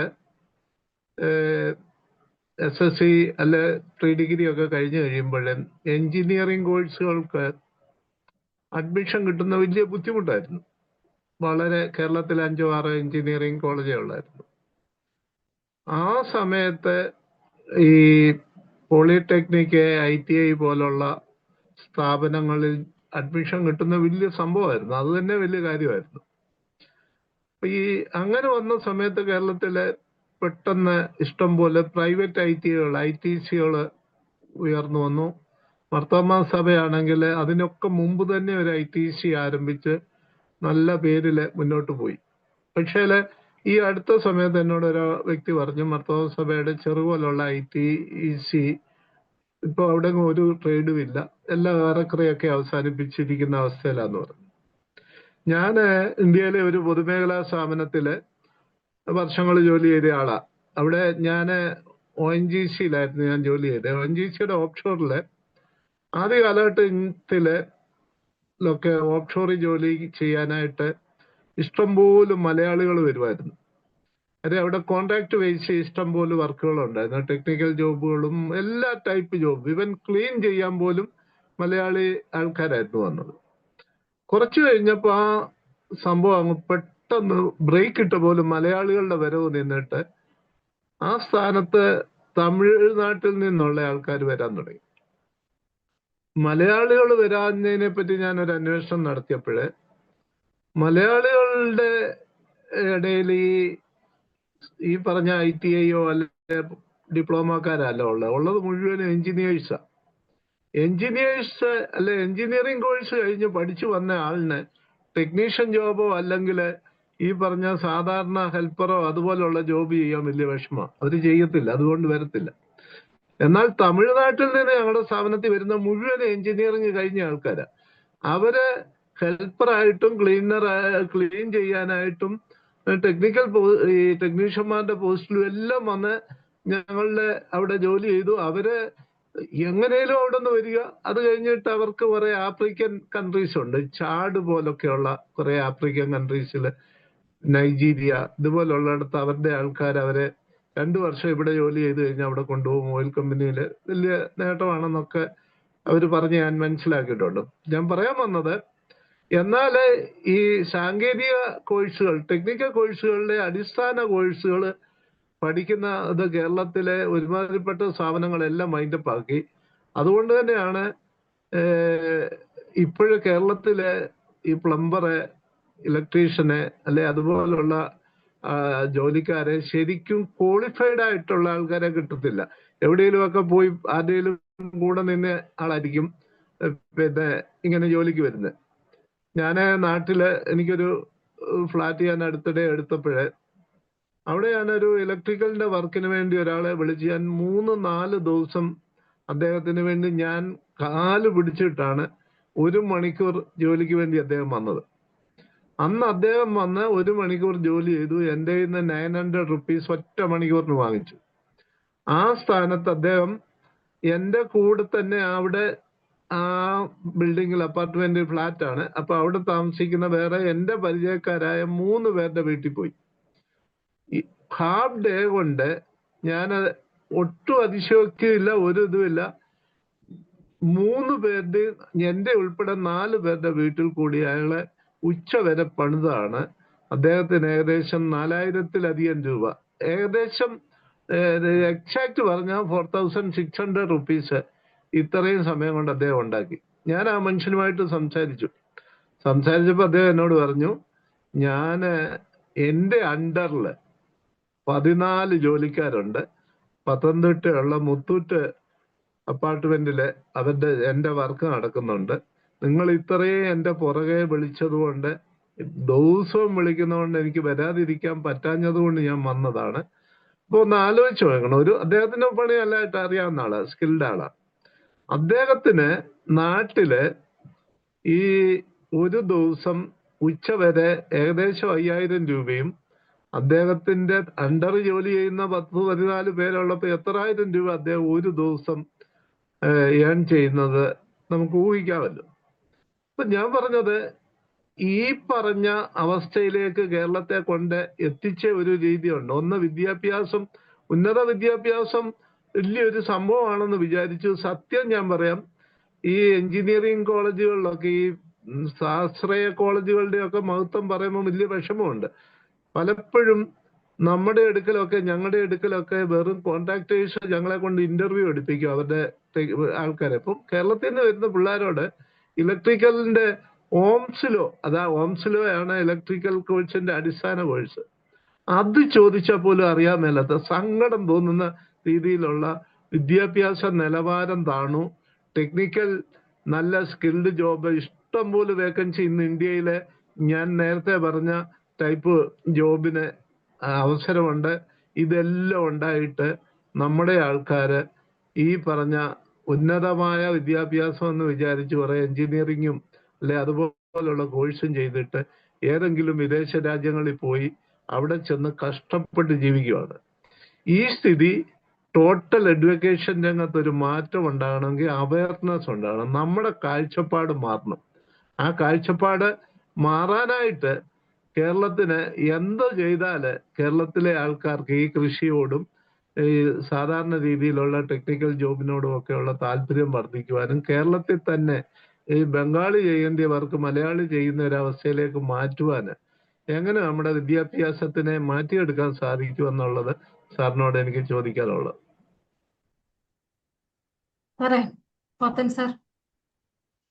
സാർ ഇവിടെ സൂചിപ്പിച്ചത്, പിന്നെ ഇന്ന് പല ഗൾഫ് രാജ്യങ്ങളിലും അതുപോലെ തന്നെ പല വിദേശ രാജ്യങ്ങളിലും ഉണ്ടാകുന്ന ഒരു വലിയ മാറ്റമാണ്. കാരണം പണ്ട് ഇവിടെ ഏറ്റവും കൂടുതൽ കേരളം രക്ഷപ്പെട്ടത് NRIസിന്റെ പണം കൊണ്ടാണ്, ശമ്പളം കൊണ്ടാണെന്നുള്ള കാര്യം, വരുമാനം കൊണ്ടാണെന്നുള്ള കാര്യം നമുക്ക് എല്ലാവർക്കും അറിയാം. അപ്പൊ കേരളത്തിലേക്ക് NRIസിന് ഇത്രയേറെ പണം വരാനുള്ള പ്രധാനപ്പെട്ട കാരണം ഇത്തരത്തിലുള്ള തൊഴിലുകൾ അവിടെ ചെയ്തിരുന്നു എന്നുള്ളതാണ്. അന്ന് ഈ പറയുന്ന പോലെ ITIകളും അതുപോലെ തന്നെ പോളിടെക്നിക്കുകളുടെയും ഒരു വലിയ സ്വാധീനം ഉണ്ടായിരുന്നു. എന്താണ് ഈ എഞ്ചിനീയറിംഗിന്റെയും പോളിടെക്നിക്കിന്റെയും ITIകളുടെയും കോഴ്സുകൾക്ക് തമ്മിലുള്ള വ്യത്യാസം എന്ന് ചോദിച്ചാൽ, ഈ എഞ്ചിനീയറിംഗ് വിഭാഗത്തിൽ അല്ലെങ്കിൽ BTech BE ഉള്ള സിലബസിൽ ഏറ്റവും കൂടുതൽ തിയറി പാർട്ടാണ് അവരെ പഠിപ്പിക്കുന്നത്, പ്രാക്ടിക്കൽ വളരെ കുറവാണ്. എന്നാൽ പോളിടെക്നിക്ക് കുറച്ചുകൂടി പ്രാക്ടിക്കൽ ചേർന്നതാണ്. ITI എന്ന് പറഞ്ഞ ട്രേഡ് അവര് ശരിക്കും ചെയ്യേണ്ട കാര്യങ്ങളാണ് ശാസ്ത്രീയമായി അവരെ പഠിപ്പിക്കുക എന്നുള്ളത്. അതിനേക്കാൾ വളരെ ഇമ്പോർട്ടൻ്റ് ആയിട്ടുള്ള കാര്യം ITIകൾ, കേരളത്തിലെ ഇന്ത്യയിലെ ITIകൾ NCBT അംഗീകാരമുള്ള ITIകൾ ലോകത്തിലെ 108 രാജ്യങ്ങളിൽ അംഗീകരിച്ച സർട്ടിഫിക്കറ്റുകളാണ്. എഞ്ചിനീയറിംഗിന്റെ BTech ഒരിക്കലും ഇത്രയും രാജ്യങ്ങളിൽ ഒരുപാട് അംഗീകരിച്ചിട്ടില്ല. ഈ ട്രേഡ് സർട്ടിഫിക്കറ്റ്, ITIകളുടെ ട്രേഡ് സർട്ടിഫിക്കറ്റ് NCBT അംഗീകാരമുള്ളത് ലോകത്തെ 108 രാജ്യങ്ങളിൽ അംഗീകരിച്ചിട്ടുള്ള സർട്ടിഫിക്കറ്റ് ആണ്. അപ്പൊ അതുകൊണ്ട് ജോലി പെട്ടെന്ന് കിട്ടുന്നത് ITIകൾ ഉള്ളവരാണ്. പക്ഷെ എന്തുകൊണ്ട് കേരളത്തിൽ ഈ ITIകളെല്ലാം പൂട്ടിപ്പോയെന്ന് പോകും? ഞങ്ങളുടെ അടുത്ത് കൊണ്ടൊരു ITI, ഇപ്പൊ അവിടെ 5-6 കുട്ടികളാ ഒരു വർഷം വിവിധ ട്രേഡുകൾക്കായിട്ട് വരുന്നത്. അങ്ങനെയുള്ള ട്രേഡ് സംവിധാനത്തിലേക്ക് പോകാനാണ്. അതാ നേരത്തെ ഇവിടെ സൂചിപ്പിച്ചതുപോലെ തൊഴിൽ എന്ന് പറയുന്നത് ഈ വൈറ്റ് കോളർ ജോബായി മാറിയത് കൊണ്ടാണ് കുറച്ചുകൂടി മികച്ച നിലവാരം പുലർത്തുന്ന ഡിഗ്രി കോഴ്സുകൾക്ക് പോകാം എന്നുള്ള ഒരു തോന്നലിലേക്ക് വന്നത്. അതിന്റെ മറ്റൊരു കാരണം കൂടിയുണ്ട്. കേരളത്തിലെ ഈ എഞ്ചിനീയറിംഗ് വിദ്യാഭ്യാസം നേടാൻ വേണ്ടി ഒരുപാട് പേര് കർണാടകയിലും തമിഴ്നാട്ടിലും അതുപോലെ കേരളത്തിന്റെ തൊട്ടടുത്തുള്ള സ്റ്റേറ്റുകളിൽ പൊക്കോണ്ടിരുന്ന കാലഘട്ടത്തിലാണ് കേരളത്തിൽ ഇത്തരത്തിലുള്ള സ്വാശ്രയ കോളേജുകൾ ആരംഭിക്കാൻ ഗവൺമെന്റ് ഒരു തീരുമാനമെടുത്തത്. അങ്ങനെ ഈ കോളേജുകൾ ധാരാളം കൂണുപോലെ ഒരുപാട് വിദ്യാഭ്യാസ ഏജൻസികൾ ഈ എഞ്ചിനീയറിംഗ് കോളേജുകൾ വളർത്തിയെടുത്തുകൊണ്ട് അവിടെ ഈ എഞ്ചിനീയറിംഗ് ആപ്റ്റായിട്ടുള്ള കുട്ടികളെ അല്ല കിട്ടുന്നത്, മറിച്ച് തൊഴിൽ ചെയ്യാൻ ആഗ്രഹിച്ചു വരുന്ന, എഞ്ചിനീയർമാരാവാൻ ആഗ്രഹിച്ചു, തൊഴിൽ ചെയ്യാനല്ല എഞ്ചിനീയർമാരാവുക എന്നുള്ള ചിന്തയോടുകൂടി വരുന്ന ഒരു കൂട്ടം കുട്ടികൾ വരികയും, പക്ഷെ അവർക്ക് മാത്തമാറ്റിക്സോ ഫിസിക്സോ കെമിസ്ട്രിയോ ഒന്നും നേരിട്ട് അറിയാൻ വയ്യാത്ത തരത്തിലേക്ക് പോയ കുട്ടികൾ, അവർ ഒരുപാട് സീറ്റുകൾ ഒഴിഞ്ഞു കിടന്നു. പല എഞ്ചിനീയറിംഗ് കോളേജുകൾ ഇന്ന് പൂട്ടുന്നതിന്റെ വക്കില. ട്രഡീഷണൽ ആയിട്ടുള്ള നമ്മുടെ ആർട്സ് കോളേജുകളിൽ ഫസ്റ്റ് ഇയറിൽ ആളുകളുണ്ട്, സെക്കൻഡ് ഇയർ മുതൽ കുട്ടികളില്ല.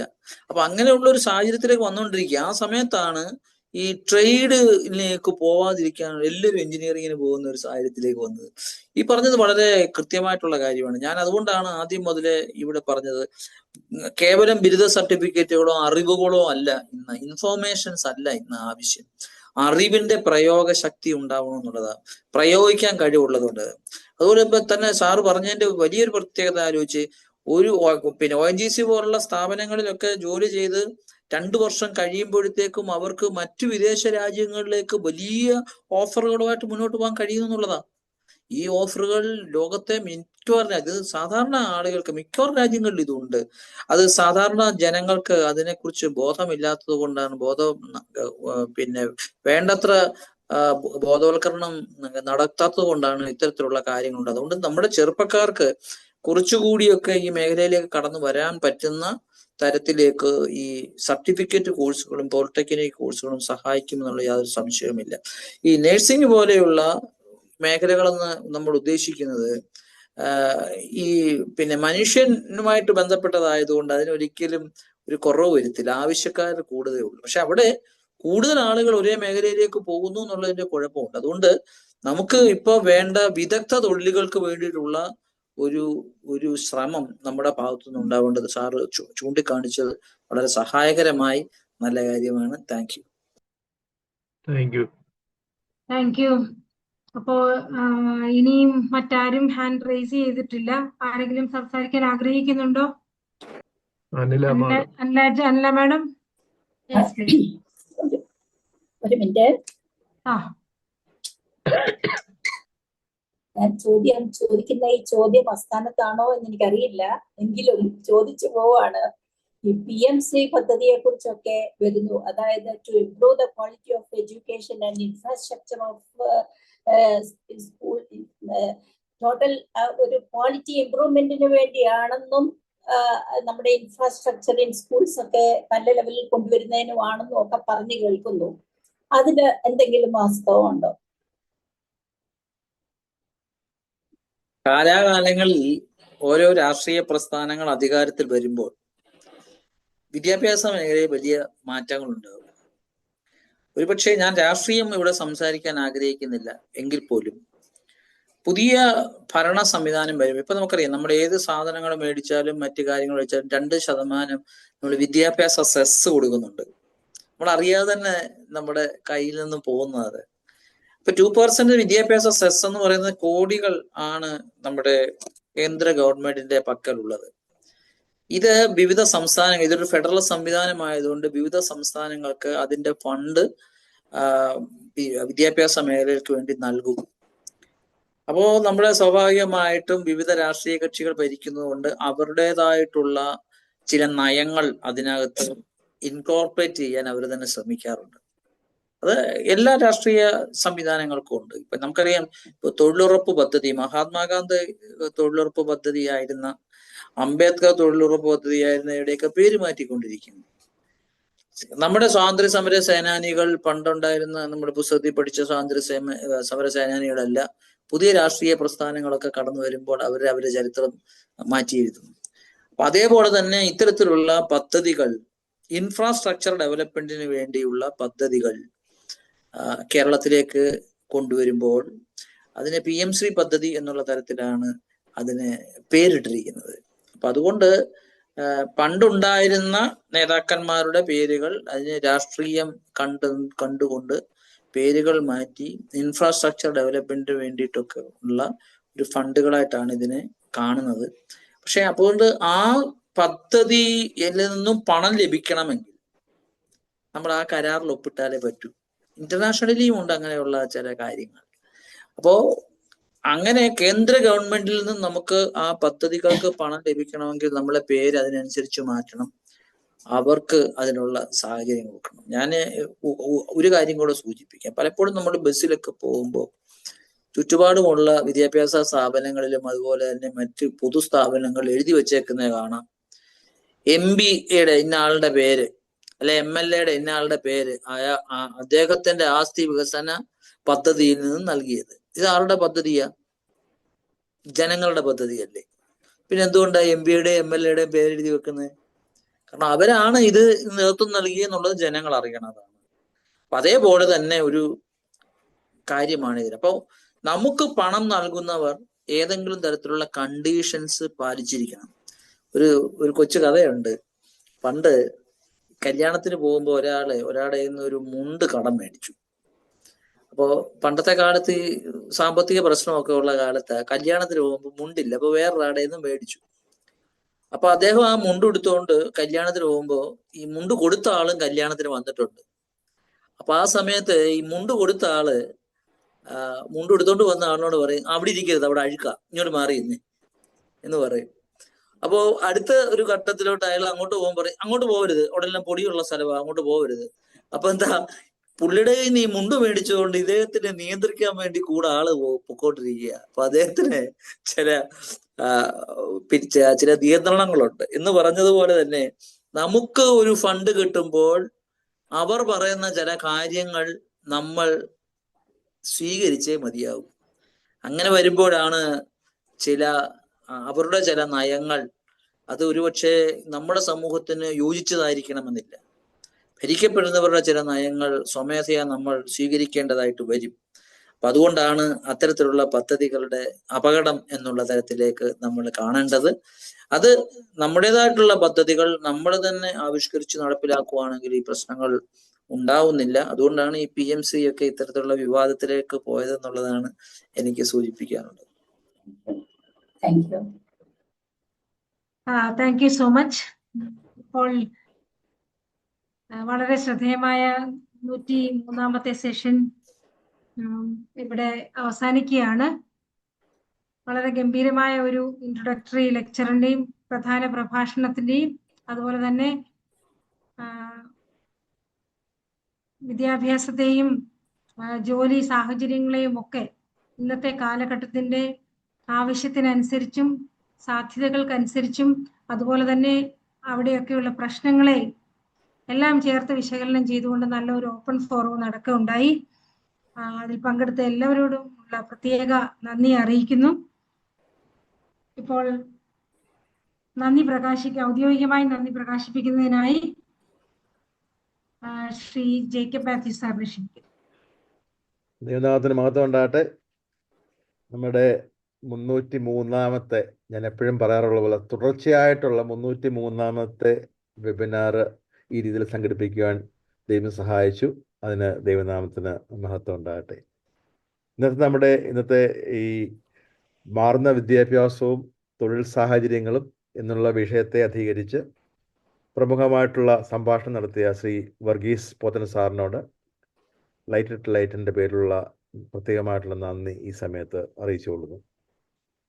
നമ്മുടെ ഈ മീറ്റിങ്ങിൽ ഈ പ്രഭാഷണം സാർ നടത്തിയെങ്കിലും ഈ പ്രഭാഷണത്തിൽ നിന്നുള്ള അറിവുകൾ കൂടുതലായിട്ട് നമുക്ക് ലഭിക്കുവാൻ സാധിച്ചത് ഇതിൽ ചോദ്യങ്ങൾ ചോദിച്ച Philip Kallada sir, Cherian sir, Jacob sir, Wilson sir, Shrimati Anila Jacob എന്നിവരുള്ള ചോദ്യങ്ങളാണ്. ആ ചോദ്യങ്ങൾ കൂടി അദ്ദേഹത്തിന് കാര്യങ്ങളെക്കുറിച്ച് കൂടുതലായിട്ട് നമ്മൾ വിശദീകരിച്ച് തരുവാനും കൂടുതൽ വ്യാപ്തിയിലേക്ക് ഈ വിഷയത്തെ കൊണ്ടുപോകാനും സാധിച്ചു. അവരോടുള്ള നന്ദിയും പ്രത്യേകമായിട്ട് അറിയിക്കട്ടെ.